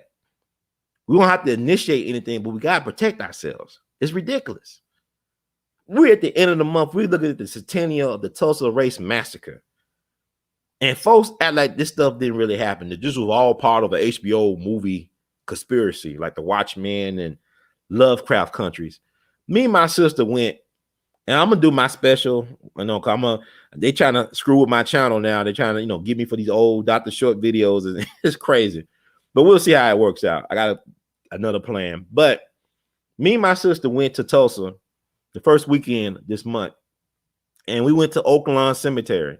Now they doing some digging down at Oaklawn Cemetery to find a mass grave that's allegedly there. Like maybe, because they were saying that 300 black folks probably got killed in the Tulsa Race Massacre. They actually had planes dropping bombs on people. People saw planes in the air. It was some black folks that owned like 6 planes in that area. And like when I went on the ground, like I told y'all last time, black folks, oh man, it was not planes. I said, why not?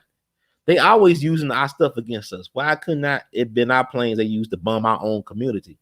But we went to the cemetery, and we went to the area where the mass graves were purported to be, because they did some forensic digging. They didn't actually exhume no bodies, but I guess they used sound waves or whatever to find or x-ray the ground and say, okay, there's some mass anomalies here. So it must be some burials.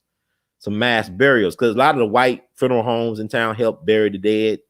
So I guess they found the records. But we went there. There was like crime scene tape, or caution tape, yellow tape there. And we saw 2 tombstones of victims, 2 black men who were lynched, who died on June the 1st. They got them right in that area where there's supposed to be the mass grave. But there's 2 markers from that era, from that incident, from the race massacre. They both died on June the 1st. And there's this big it's a big damn tree. It's this big tree, a big tree. And I'm gonna show y'all these pictures. I swear it's like some horror movie, because like you can see faces of black people in the tree where there's no markers. There's this big tree with faces of like black people trapped in the tree. And I said, this is where they bury our people. These are one of the places the people were saying that they threw them in the Arkansas River as well, because the Arkansas River is known for having quicksand. So a lot of their bodies ain't gonna never be recovered. But I promise you, I felt in my bones that this is where a lot of people were buried, in that cemetery. Because it's a big oak, it's like a big giant tree with like faces, like it got faces in the tree, like it trapped, like their souls were trapped in that tree. So it reminded me when we went to the Devil's Punch Bowl on my birthday weekend in Natchez. And you could feel that they don't have a marker there, but all the white folks knew where the Devil Punch Bowl was. The black folks, some of the black folks didn't know, but he was out of town white people. Yeah, you go down the cemetery road and it's at the Natchez National Cemetery, and you can't miss it. And there's no markers for the Devil's Punch Bowl, but you could tell there's some stuff that happened because they got the peach orchids and stuff. And what I want to do next time I'm down there, I want to go into the actual Devil's Punch Bowl because we went on the bluff overlooking the Devil's Punch Bowl. Is amazing scene, but I want to go down there and do some digging. I want to find some peaches. I might eat the peaches, hell. But anyway,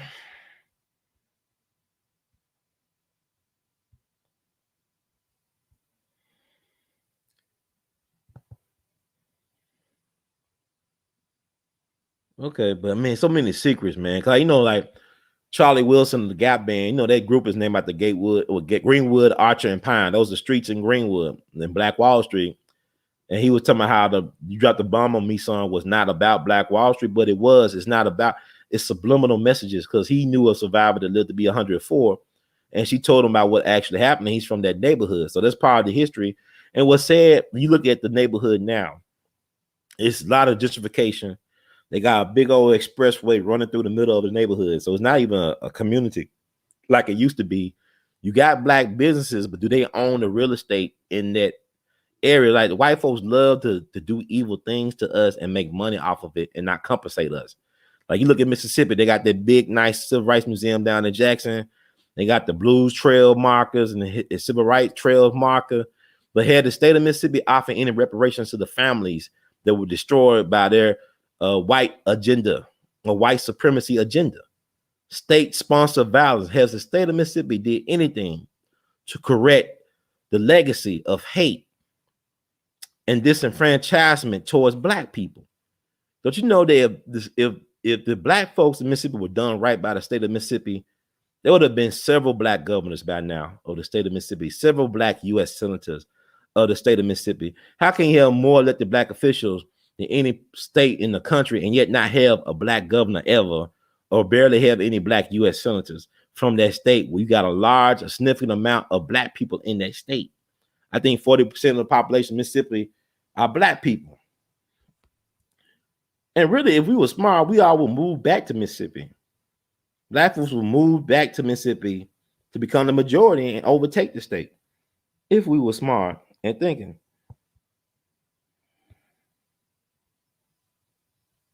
Well, the Democrats are the real white supremacist party. They were formed to, protect the Institute of Slavery. They created the Ku Klux Klan. They led a lot of these race massacres that we talk about. Like the Atlanta race massacre was led by two Democratic candidates who own newspapers in Atlanta. Check it out. I just want to be governor of Georgia, and they own the media infrastructure in Georgia. So they control the narrative about how they killed all them black folks down in the Atlanta race massacre of 1906. And Malcolm talked about the power of the media to control and influence the minds of the masses. See, that's why I know we ain't hip to Malcolm. Because why come we don't have our own black version of Facebook and all this stuff? Why are we still pandering on like YouTube and we at their mercy? Like they gonna cancel us because we can't talk about certain things. And why are we still at that point? Malcolm, he brought a media apparatus to the Nation of Islam. He the one that came up with the idea for Muhammad Speaks. He was the one, like Ida B. Wells. All our great black leaders knew the power of controlling the narrative. They all were media pioneers. Every great black leader you could think of, Ida B. Wells, the free speech and headlight in Memphis, William Monroe Trotter, the Guardian up in Boston, Frederick Douglass, the North Star, Marcus Garvey, the Negro World. You could think of everybody. Carter G. Woodson, his stuff, he did, his journals at the ASALH, the Association for the Study of African American Life and History. All our great leaders value controlling a media apparatus to tell their story. Daisy Bates out of Little Rock. Come on, man. Y'all more concerned about blue check celebrity life. Malcolm warned us about the weaponized celebrities. It's like with Kwame Brown.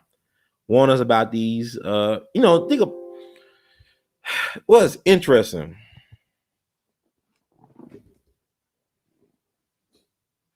a lot of people upset not because of what Kwame Brown is saying, but it's how he's saying it. And I have no problem how he say what he say, because take what you do is the way that you do it. He's reaching people. See, people, they too entrenched in establishments for like nothing. Like you think about, I had talked to a great jazz musician named J.D. Paran. I think his name Paran, from St. Louis. Great jazz musician. He told me, talked to him back in 2007. He talked about how they did a opera for Malcolm. And the supporters of the organization that was sponsoring the Malcolm X opera, this back in the 80s, was the bougie black people. They told them, look, if y'all do this Malcolm opera, we're going to pull funding. We're not going to support your theater. We're not going to support your event. These are black people saying that we don't want to hear a goddamn thing about Malcolm. This is back in the 80s. The only reason Malcolm is known is because of the youth culture. It was the hip hop culture that brought Malcolm back. When they were sampling James Brown, they were sampling Malcolm X's speeches, because that current leadership class did not speak to the grassroots. It did not speak to the people. Malcolm had a speech called Message to the Grassroots. He understood what the power was with the people. He understood that. There is just a vacuum in so-called black leadership. It's like Atlanta is a perfect example of folks posing as leaders, but they don't give a damn. They've been living off the past glories for decades. Now that stuff has come up to pass. Like, it's time to pay up now. Y'all ain't been doing shit for a couple of generations, but living off the fat of what other people have done, and then undermining that. You know, Dr. King and them were Republicans, but yeah, you look at Stacey Abrams, she all in on the Democratic plantation.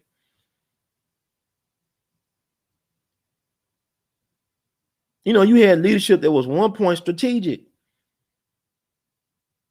We don't have that. We don't have demands. We don't have a vision. We're not a powerless people. We're a visionless people. And like I said, y'all won't care about Malcolm, because if y'all love Malcolm, the stuff he was saying should not be true today. Black folks should not be catching hell for no police. They should not be dealing with the stuff we're dealing with right now. If we really love Malcolm, we would have buried the man and continued to plan. Like Dr. John Henry Clark would say, you bury the man and continue to plan. Kwame showing y'all. Kwame is thinking what a lot of folks are afraid to say. I mean, he's saying, he is saying what a lot of folks are thinking, but they're afraid. Kwame is free. He's a free man. And you know what's interesting? I like Matt Barnes and Stack, Steven Jackson. I saw the interview they did with Gilbert Arenas, and I heard things about Gilbert through the media, but Gilbert is very brilliant. I was impressed, actually, listening to Gilbert Arenas talk about basketball. It's kind of like how Einstein must have been talking about physics. That's how impressive he was. He might be dysfunctional, but he's not stupid. He got a brilliant basketball mind. I was very impressed. It's captivating, actually. And Matt Burns and Steven Jackson was bad. I don't get pleasure out of shitting on black men.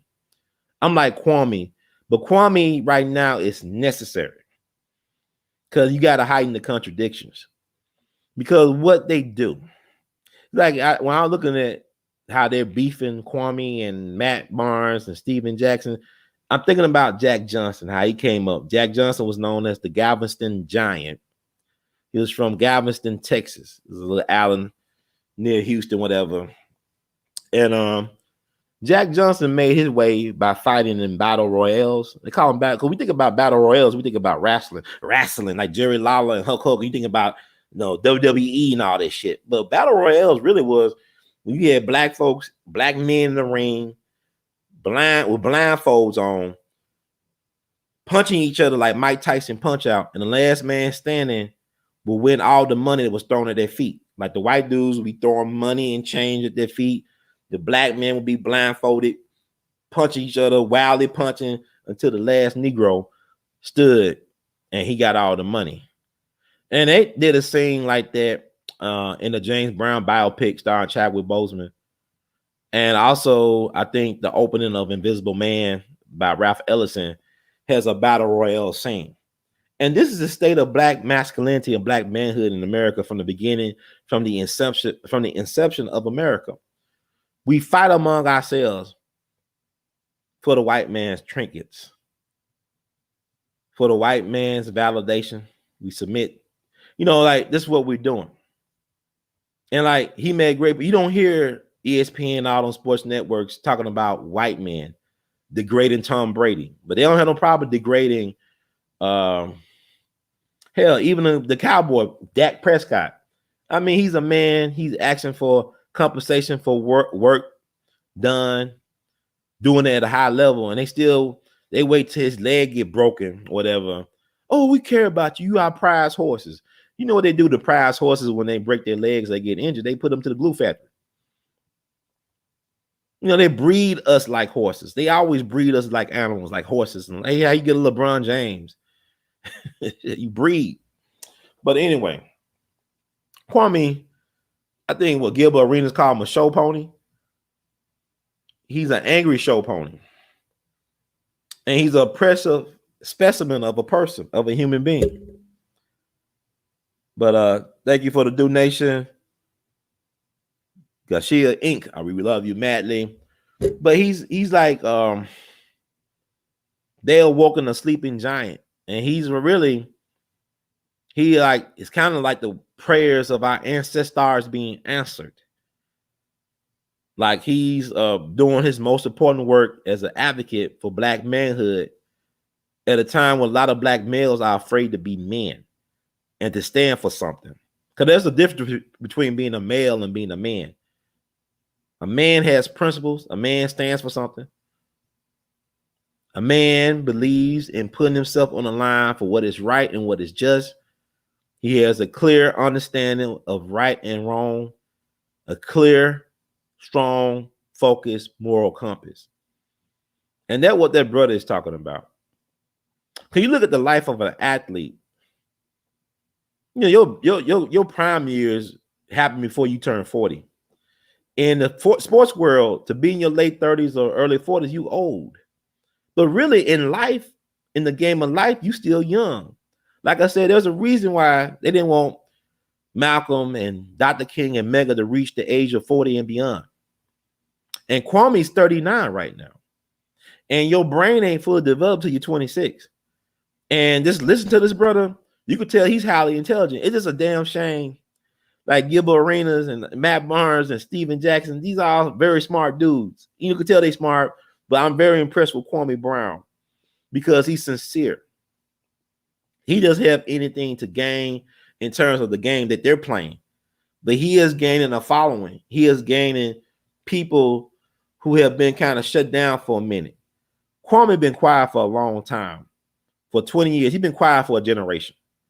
Like what, 20 years is a generation, right? So it's crazy to think that 9/11, this September will be the 20th anniversary of 9/11. That's 20 years. I can still remember where I was at when 9/11 happened. That's the same year that Kwame was drafted as number one. I did not even realize that he was the first number one draft pick from high school. I'm thinking about Kevin Garnett. I know Kobe was number 13. I even looked back and said, I thought it was Moses Malone. Even Moses Malone, the great Moses Malone, was not even picked number one. Not even by the ABA. But that's impressive that they saw something in him. And everything in sports and stuff is about potential. Like you look at the people that signed on big baseball contracts and stuff. A lot of it is based on past performances and also hope for the future. It may not work out. You might have a bad. Look at I used to love baseball, and I think about Albert Pujols. And you look at he was phenomenal in St. Louis. I remember when I was in college, it was amazing just watching Albert Pujols, do his thing. It was amazing. Kind of like, him and Barry Bonds were my favorite players, but you look at Albert Pujols now. I mean, we were around the same age. Some people say he's actually older than what he is. He lied about his age, but I don't know. But Father Time is undefeated. That's all I know. And Albert Pujols ain't the same Albert Pujols from 10 years ago. Or when he first came in, he's struggling. It looks horrible to watch. Like, or look at Paul Mooney. It was horrible to watch Paul Mooney struggle the way he struggled at the end. But he's still a legend. It's like when people talk about, Lester Young didn't sound like how he was back in the Count Basie days. He went through some shit. He went through the army. They fucked him up. He ain't supposed to even be in the army. He was really too old to be drafted. They fucked him up, you know what I'm saying? But in the end, I believe he got the last laugh because he had a family. His son is the top educator of policy in New York State. His son has a doctorate. I believe his daughter also has a doctorate. So his family is very accomplished and educated. Yeah, Lester Young died at the age of 49, alcoholism, his demons, but look at the life he was able to leave behind in terms of his children. They redeemed him.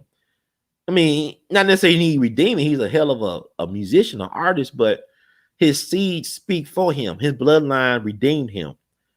Top brilliant minds. This is part of his hair. See, that's all of us. Like, look at Kwame Brown. You could tell that he's highly intelligent. You can listen to him and tell, you know, regardless of what y'all think about his vernacular, the stuff that he said, how he said, there is substance to what he is saying. But like Evie, he overstands, it's bigger than his beef with Matt Barnes and Steven Jackson. But to speak of Matt Barnes' identity crisis is interesting because you look at even Malcolm was light-skinned, red hair. Did he have green eyes? Malcolm, like you look at Ida B. Wells, you look at a lot of these people that's light-skinned. Why they the most radical people? And you got the dark-skinned folks. It's like, oh man, I'm black, but damn, I'm unforgivable black. But you have a, you know, you the bumper class, you the mulatto class. I mean, it's just interesting to look at these dynamics that are coming out. They've been kind of like a taboo thing in our community to talk about. And all the power to Brother Kwame, but at the same time, I don't worship no idols. Like he make it clear, like he's my favorite basketball player, but he's not the greatest basketball player. But it's like his advocacy for black manhood makes him great. And how he realized it's important to have a certain image for the men or the males in your family becoming men. It's like Malcolm could have ran away from February 21st, 1965. He could have ran across the world. He had places that wanted Malcolm. They would have protected Malcolm, but Malcolm knew that he couldn't run forever. And that, you know, if that he had chose to die a certain way, in a way so his family can have honor for generations to come. You know, and you look at, well, we talking about Brother Ron, you look at Malcolm's family, it's dysfunctional. All families are dysfunctional, but it's like autism. Dysfunctionality is on a spectrum. And you got to take into the fact that the government has found it necessary to destroy any type of black male lineage in Malcolm's family. They destroyed his grandson indirectly. You know, time would tell. You know, Freedom of Information Act. I wouldn't be surprised if the government was complicit in the killing of Malcolm Shabazz back in May 9th, 2013. It wouldn't surprise me. And it shouldn't really surprise you because this state, the powers that be, always been complicit in undermining efforts for black self-determination from day one. Whether when we was Native Americans or whether we were Afro-Americans, they always found it their duty to undermine our ability to reach our fullest potentials in this BS system.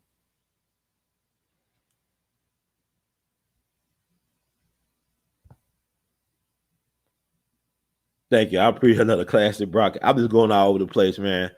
I think I talked about Malcolm a bit, but do y'all self a favor and just listen to like Malcolm's prospects for freedom, the speech he did early 65, message to the grassroots. Listen to that. Listen to the Battle of the Bullet. Let's listen to a lot of Malcolm stuff. And Malcolm was brilliant because he was not talking at you a lot of times. He was talking with you. He invited you into his home. I mean, his lecture hall, he invited you in.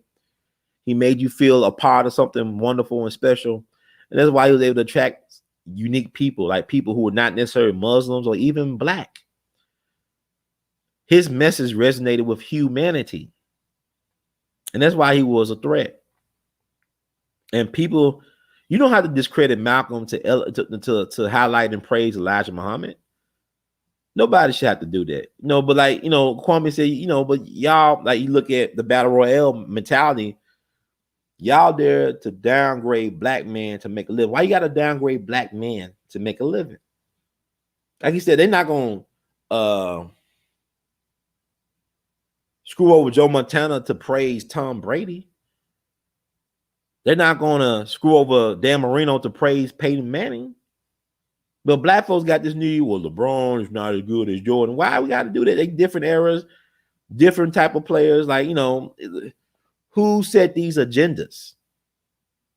And I think Brother DeJuan Brown, Hotepish, check him out. The last episode, he talked about Kwame Brown.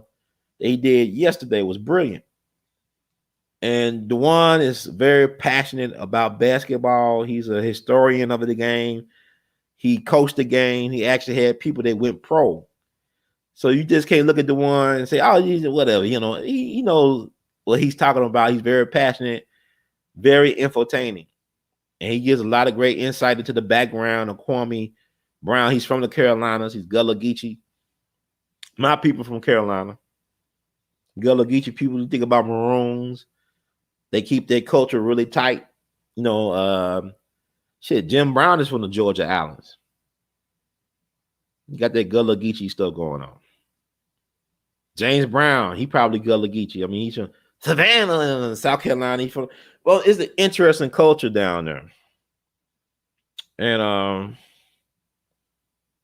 black folks forgot that we knew who we were. We got to get back to that. That's why I'm open to listening to, Kwame, even Dan Calloway, because I wasn't there, what I'm saying, in history. And history is really the lie agreed upon by the powers that be. History is propaganda. Malcolm understood that. He understood the power of propaganda, how media controls certain things, certain facts. Numbers don't lie, but people have agendas. Numbers do not lie, but people have agendas.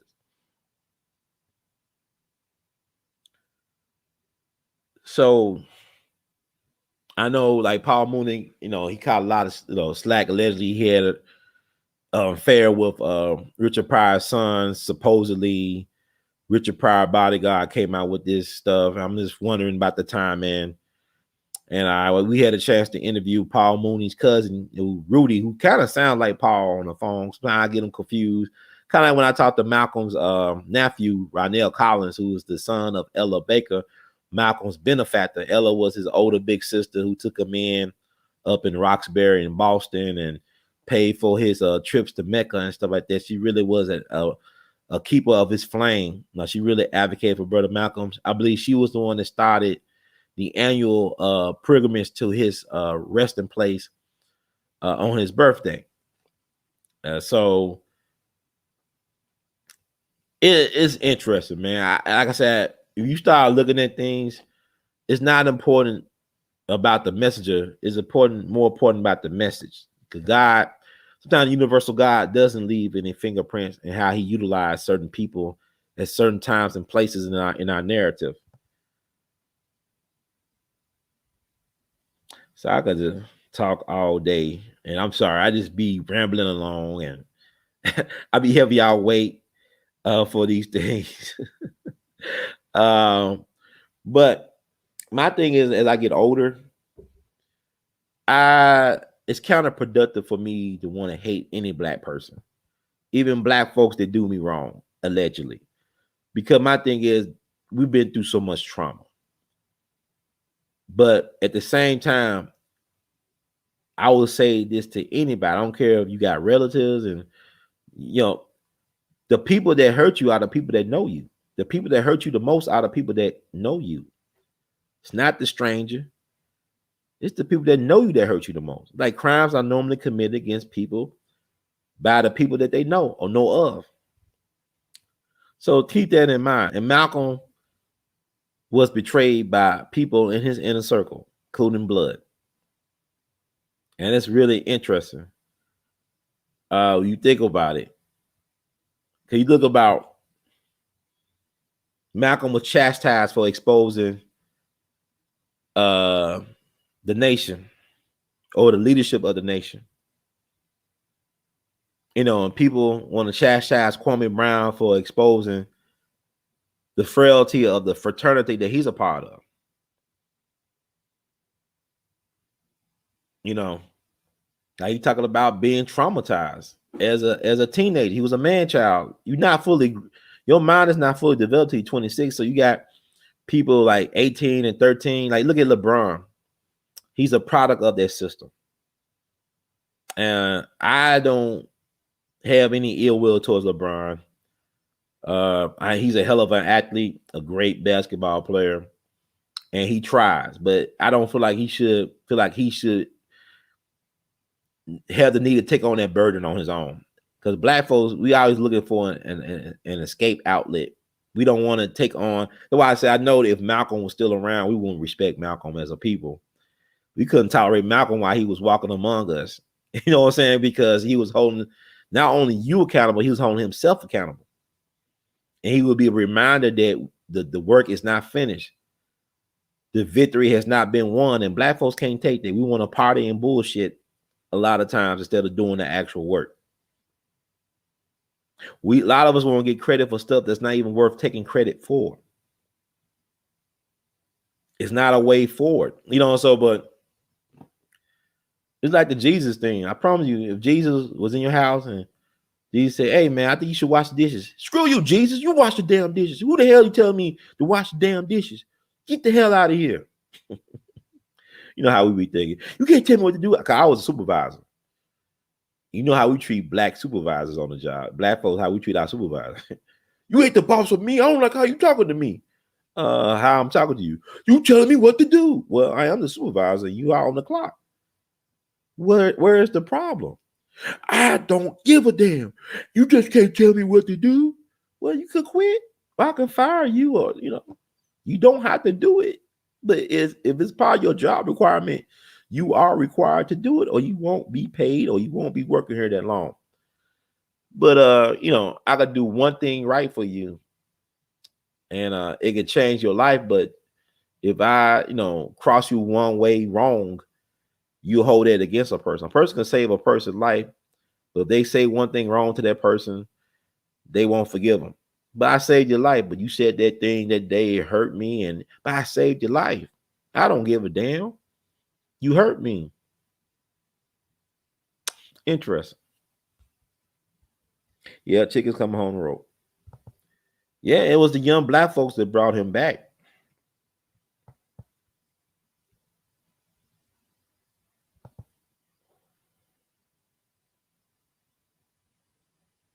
Yeah, they're gonna die alone too, and when they die, people gonna forget about them. It's like they try to forget about the people that cared about us. Brother Malcolm was sent by God. That's why he won't be forgotten. People tried their best to erase the memory of Malcolm X. They tried their best to put Malcolm X in the dress, but he won't go away because he stood on manhood. He stood on man. It's impossible for them to try to degrade Malcolm X. He's bulletproof in death because he was in connection with that spirit. It's like I love about jazz. And I talked about Sidney Bechet, and Sidney Bechet's birthday was May the 14th. And Sidney Bechet was contemporary of Louis Armstrong. What I love about Sidney Bechet is that sound he had.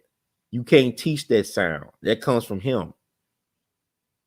I remember reading his book, Treated Gentle, and he was functionally illiterate. He couldn't read or write, but he was brilliant in the way he communicated through the universal language of music. He said the reason why he moved to France was to be closer to the motherland, to Africa. Now, Sidney Bechet was classified as a Creole, and Creole legends want to be classified as black. But Sidney Bechet was at home with his African roots, and he had a wanderlust about him. But he had this amazing sound with this wide vibrato, and he took that from the clarinet to the soprano saxophone, which is a notoriously hard wind instrument to master because it's out of tone a lot of time. He was able to transfer that into that soprano saxophone, and because comes such a dominant force on it, that sound was so demanding, he would take the trumpet leads and make it his own. That sound transformed lives. Duke Ellington first heard Sidney Bechet back in 1923 at Howard's Theater in DC, and it changed his life. If you listen to Duke Ellington's symphony recordings and his orchestra, they sound like they orchestrated Sidney Bechet. It sounds like he got that sound from Sidney Bechet. And Sidney Bechet actually played with Duke Ellington early on. He also helped develop the sound of Duke Ellington's one of his top saxophone men named Johnny Hodges. Do yourself a favor and Google up Johnny Hodges. Let me see. Prelude to a Kiss with Duke Ellington. Do yourself a favor and Google that up on YouTube. Johnny Hodges Prelude to a Kiss he did with Duke Ellington. That sound very syrupy and sexy and seductive. A lot of that I think he got from Sidney Bechet, who taught him. I think Sidney Bechet was seeing his sister at one point. At least I read that. But our people are such powerful people, man. Because when when I listen to music, I'm not just listening to what is played or what is, the sound. I'm listening to what you can't hear. I'm hearing the ghost notes. I'm hearing ancestral talk and all that stuff. And I listen to great music. You listen to Coltrane, that sound he has. People want to imitate stuff like that, like Sidney Bechet. And it's interesting to know that Coltrane was the next dominant force on soprano saxophone. If Sidney Bechet never picked up the soprano saxophone, I don't know if we have John Coltrane's My Favorite Things. I don't know if we ever had Kenny G. Kenny G may not exist if it was for Sidney Bechet. But Sidney Bechet is not well known in America, but he died a hero in France. He's buried with honor in France. America is so damn racist. They allowed his childhood home in New Orleans to rot. People for years tried to save his childhood home, and the white power structure said, "The hell with that nigga. We already got Armstrong. We don't need this nigga's house." They knocked down Louis Armstrong's house. I'm really surprised that Buddy Bolden's house is still around. I believe because what's a guy named the great musician from Maroon 5? What is it? PJ Morton. I believe his family, church or whatever, saved Buddy Bolden's home. I think they own Buddy Bolden's home down in New Orleans. But this is what they think about us. You want to, if they don't give us reparations, they can't respect our history. They won't even preserve our history, but you think they're going to give you reparations just because it's the right thing to do. Come on, man. They kill your leaders and you think they're going to give you reparations just because it's the right thing to do. They owe you. They destroy and massacre your people and you think they're going to give you justice. And then they'll talk about it behind closed doors, what they did, but they won't be forthright with coming forward and acknowledging that hurt and pain they caused for generations to a people that deserve better, but we don't know we deserve better.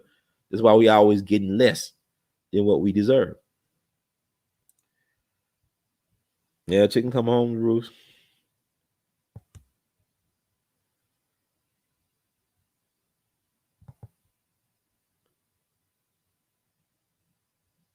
Yeah, the problem is with Elijah Muhammad is that he didn't have that type of charisma as a Malcolm. Our people, we like to be entertained while we're being liberated or enlightened. Elijah Muhammad didn't have that flash, he didn't have the looks, but he had the knowledge. Whatever you might have thought about his personal lives, he had stuff like the Eat to Live, like stuff he put out there that helped a lot of people who were not even Muslims. Elijah Muhammad had his purpose, and my understanding, Elijah Muhammad and Malcolm were relatives. According to his nephew, Ronell Collins, he told me that they were related. The Elijah people were related to Malcolm's people. Malcolm's daddy is from Georgia, and Elijah Poole was from Georgia. So, we all just kissing cousins in a lot of ways. You know what I'm saying? So that's not surprising if that's true. But Elijah served his purpose. My thing is, our issue is that, if Malcolm was a Christian, maybe people might heed what he was saying. Or if he didn't really hold black folks' feet to the fire, maybe they're honest. But our thing is, when you serve black people, you got to love black people. Now, so you got to do it in tough love. Because our people are so traumatized. So a lot of times you got to do things out of tough love. And you must love our people to serve them. You can't hate black folks and be effective in empowering black people. You need to love yourself and love your people and give your people the benefit of the doubt, like you're the white man the benefit of the doubt. And when the white man show you who he is and you still want to deal with the white man, you should also still want to deal with your people. But you know why we are the way we are. Or you should learn.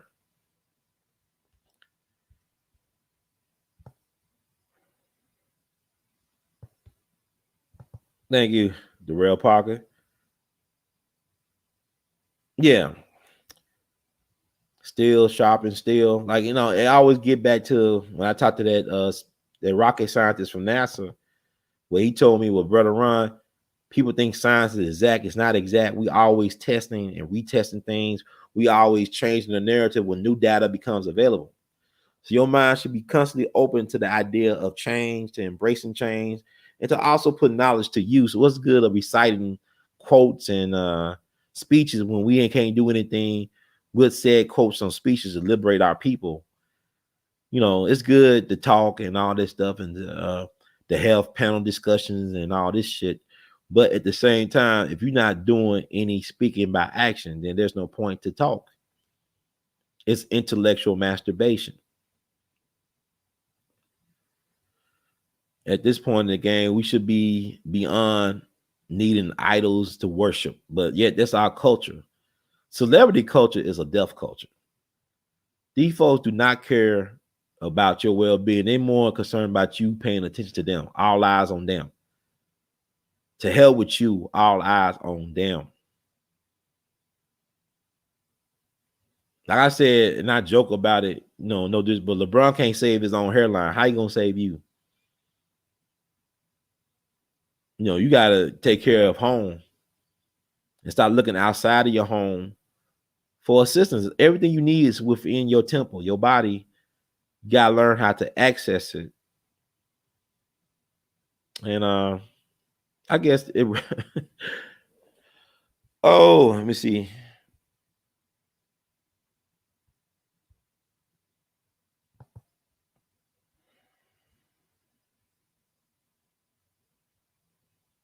Yeah, but the spirit of Malcolm lives. Malcolm is not dead, and they can't kill him. They can't destroy his memory. They can't really destroy his legacy.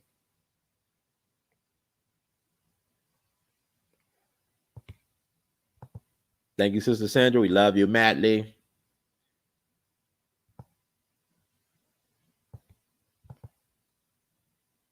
It's an honor to serve you, sir, and just keep on pushing and producing, man. But right now, I'm just like, I love people say, well, why you ain't doing no shows? I said, everybody talking. I like listening to people, though. I know as much as I talk, I really do enjoy watching people's shows. It's a show that y'all should check out on Schoon TV. Curtis Schoon, shout out to him. He did that extra documentary. I think it's on Amazon Prime. But also he got Schoon TV. It's on YouTube. And I love this series he does with Jason Whitlock. They do it politicking with Jason Whitlock or politicking with Schoon. It's on Schoon TV, SCOON TV. And it gives me a different look at Jason Whitlock, a different perspective. I really enjoyed those brothers' commentary. It's unfiltered, it's unapologetic, and it's black men talking about stuff that black men should talk about and not being afraid to talk about it. And it's not about me agreeing with everything that Brother Curtis or Brother Jason said. It's just refreshing to see men unafraid to be men, to speak their minds, consequences be damned. And that's refreshing.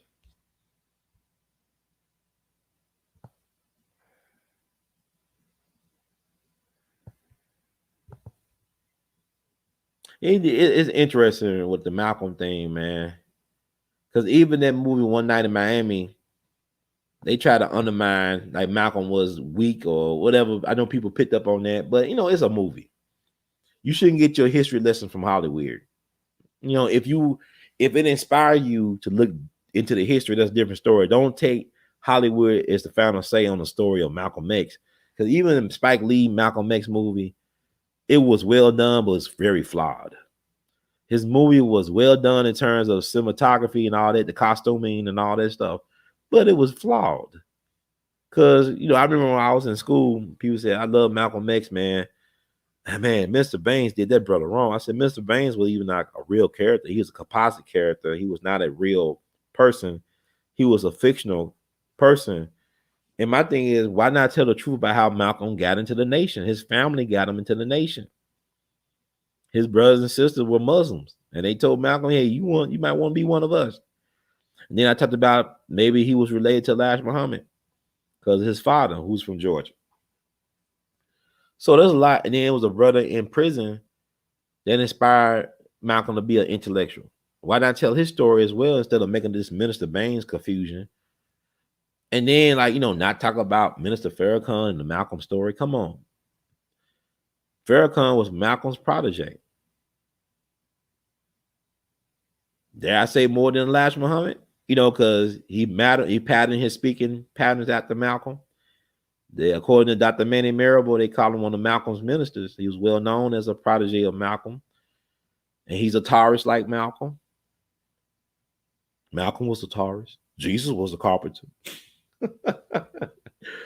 His birthday May 11, but David Walker's appeal. All our great black leaders overstood the power of telling their stories. David Walker's appeal. Y'all need to read that. That's available online. The whole thing. Read the whole thing. He was answering back to the hypocrisy of Thomas Jefferson, along with the hypocrisy of the American establishment. Because how can Thomas Jefferson say that black folks are inferior when one of your best friends is his genius known Benjamin Banneker? Even Benjamin Banneker, the great Benjamin Banneker, who built the first working clock in America, grandfather clock or godfather clock, whatever, did the almanac and actually built DC from memory.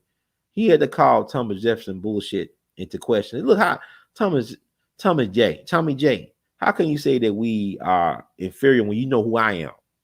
How in the hell can you say black folks inferior when you know who I am? These are my people. So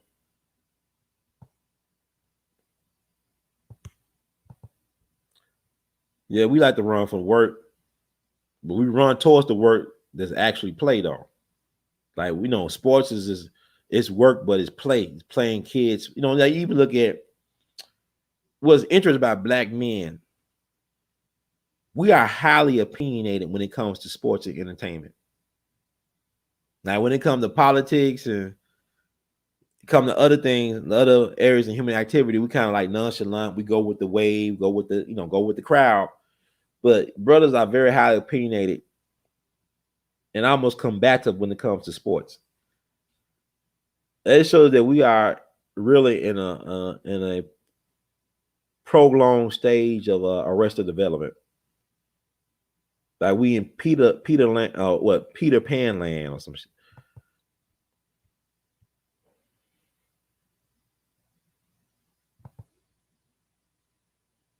Well, it can't be leaders, man, because like leadership is always, sometimes you gotta make the hard decisions without the consensus of the people. Sometimes the hardest decisions you make in life is gonna be on your own lonely. And I agree with a lot of them do want to be cool, and you don't get the respect. It's like when a lot of parents want to be their child's best friend instead of being their child's best version of a parent.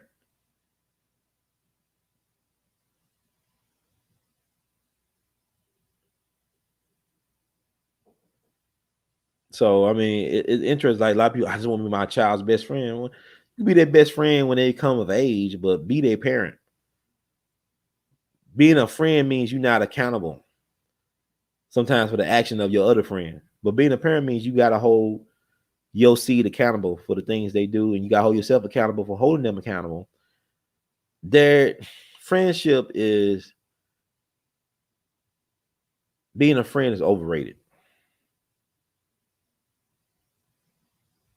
Friends can get you killed. You understand? Parents are there to protect.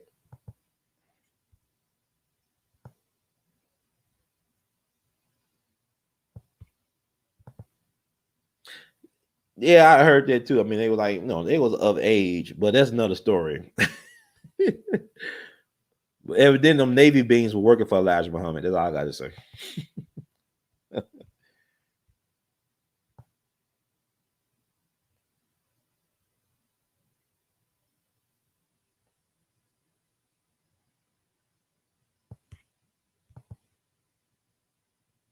I appreciate it. I'm just talking off the tip of my dome, man.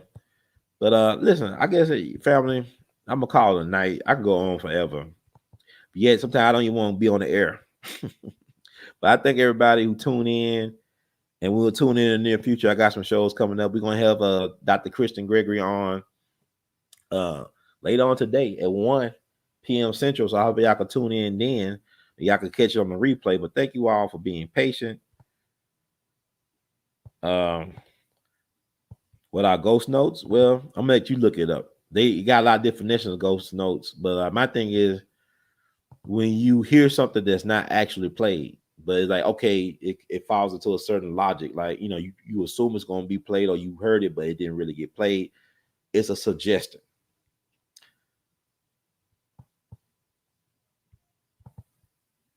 I mean, it's the sound of the ancestors, man. The way to go forward is to look back. That's Sankofa. It's like a lot of jazz. It's like you listen to free jazz. People talking about free jazz, in the 60s, Ornette Coleman, all that. They say it's noise. Listen to old jazz recordings of New Orleans jazz musicians when they're doing collective improvisation from the turn of the 20th century. Free jazz is nothing but going back to the essence of the roots. So what you think is futuristic is really from the past. But the past is never past. Like the quote William Faulkner, the past is never past.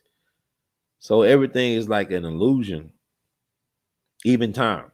But we could get into another show.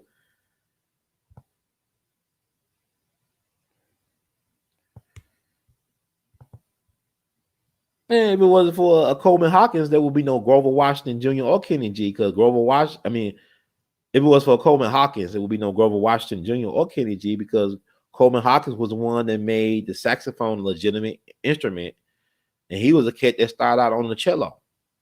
The guy was a master of improvisation and the chord changes, and he was like one of the first people to embrace the modern jazz movement of bebop. I think he did the first recording of Around Midnight with Thelonious Monk. He hired Thelonious Monk. He knew the genius of Thelonious Monk. He knew the genius of the bebop players. But Coleman Hawkins from St. Joseph, Missouri, that's your guy. He's the father of jazz saxophone. But with Sidney Bechet, he's the father of soprano saxophone. He made a soprano saxophone legitimate instrument in jazz. So those two black men, it was for them, there would be no Grover Washington Jr. or Kenny G. It was for that white man, Adolph Sax. There will be no saxophone players. You understand?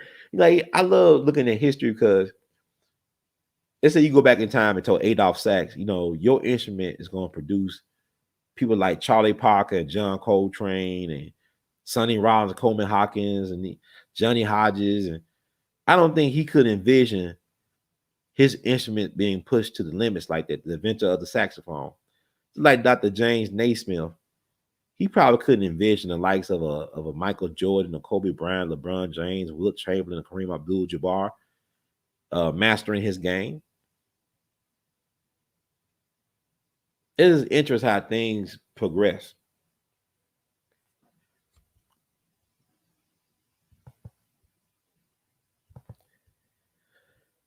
Yeah, I talked to Stanley Crouch a couple of times. It's unfortunate he passed away. I tried to meet with Stanley. I talked to him on the phone a couple of times. We had mutual friends, and he's an interesting dude. But he was a failed musician, huh? He was a failed free jazz drummer from Los Angeles. But whatever you thought about him, if you agree with him or not, he was brilliant. And he actually ended up interviewing my mom for one of his columns. Like, he was impressed with her efforts as an educational activist trying to empower our children through community service and also get them to apply for scholarships. She was making people aware. So he actually did a column article on my mom, and I appreciate that he did that. But yeah, he was interesting. He was a very polarizing figure. But thank you.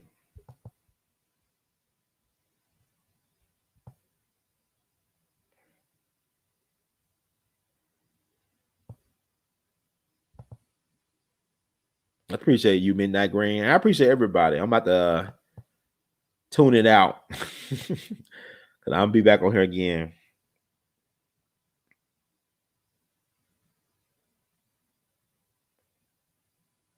Yeah, Dr. Short. Yeah, he said Dr. Short related to everybody, but a lot of us are related. We don't know it because we don't research our history. We don't shake out our trees. A lot of us are connected. Yeah, Barry Gordy and Jimmy Carter are cousins. You right. Barry Gordy people from Georgia.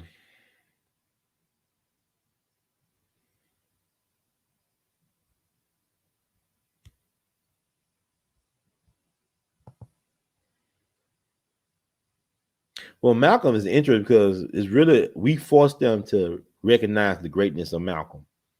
You know, Malcolm, you read the New York Times article that came out after he died. I mean, he was painted as a villain, as somebody who was a loser.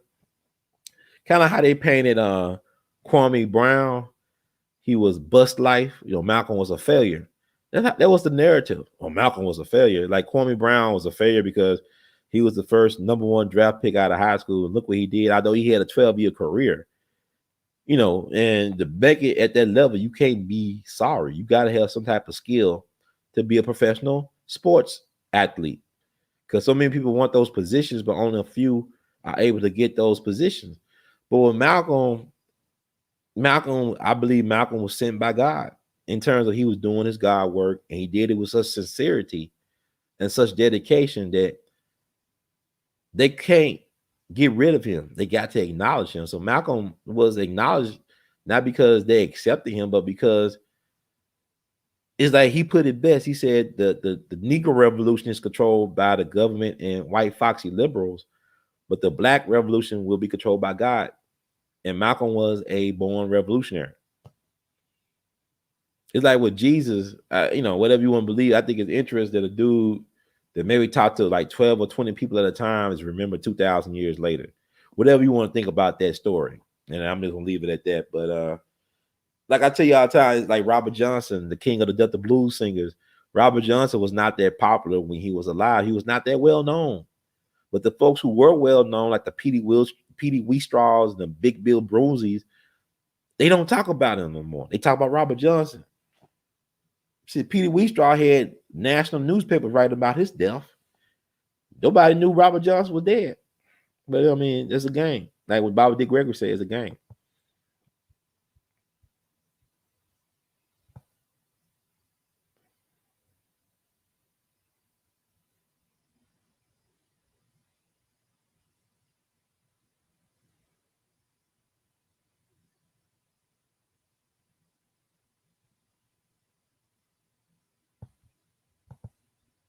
And honor to please you and your dog, Brother John. We love you madly.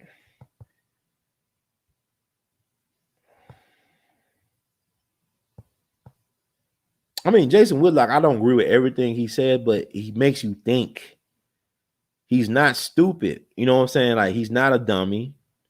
You don't have to agree with everybody on everything they say and still respect them. I respect Jason Whitlock. I don't agree with everything he says about religion and all this stuff, but it's refreshing because he has been proven right on certain stances. Like he called out Colin Kaepernick, and look at the fallout with Colin Kaepernick over the dark skin, you know, black woman cover. You know, black women falling out. I mean, but sometimes to be right is to be viewed as wrong for a long period of time. Bobby Dick Gregory was a master of that. Bobby Dick Gregory would take all type of chances and risks to tell the truth about things. And people would label him as a kook, as a crack, as somebody to not be paid serious attention to. But over time, he is proven correct. I could tell you this story, and I'm gonna leave on that. I could go on all night. You know, Bobby Dick Gregory was telling people that the polio, when it first came with the polio thing, it caused cancer in some of the people who were recipients of the polio thing. That thing, polio. And people thought he was crazy. He actually wrote to the office of Senator Ted Kennedy about this. And people were surprised that the office of Ted Kennedy answered Dick Gregory. And it basically said in the letter, look, Dick, we know what you said, and we're going to say it's true, but we didn't know at the time it would cause cancer in some people. What you're saying is true, but we were not aware of the side effects that will actually cause cancer. So that's Dick Gregory. He can do that. I mean, like Dick Gregory gave up a lucrative career in order to serve the people. And like I said, if you're going to do that for a long time, you got to love black people. Dick Gregory had a large family, 10 children and a wife. And sometimes he'll give money that was meant for them to the movement. He would spend time away from home instead of being there with his kids at crucial moments of their development. But at the end, he leaves them an honorable legacy. But he sacrificed his family for the cause. And that's Bobby Dick. We're gonna talk about that with Dr. Kristen Gregory later on today. So thank y'all once again, family, for tuning in.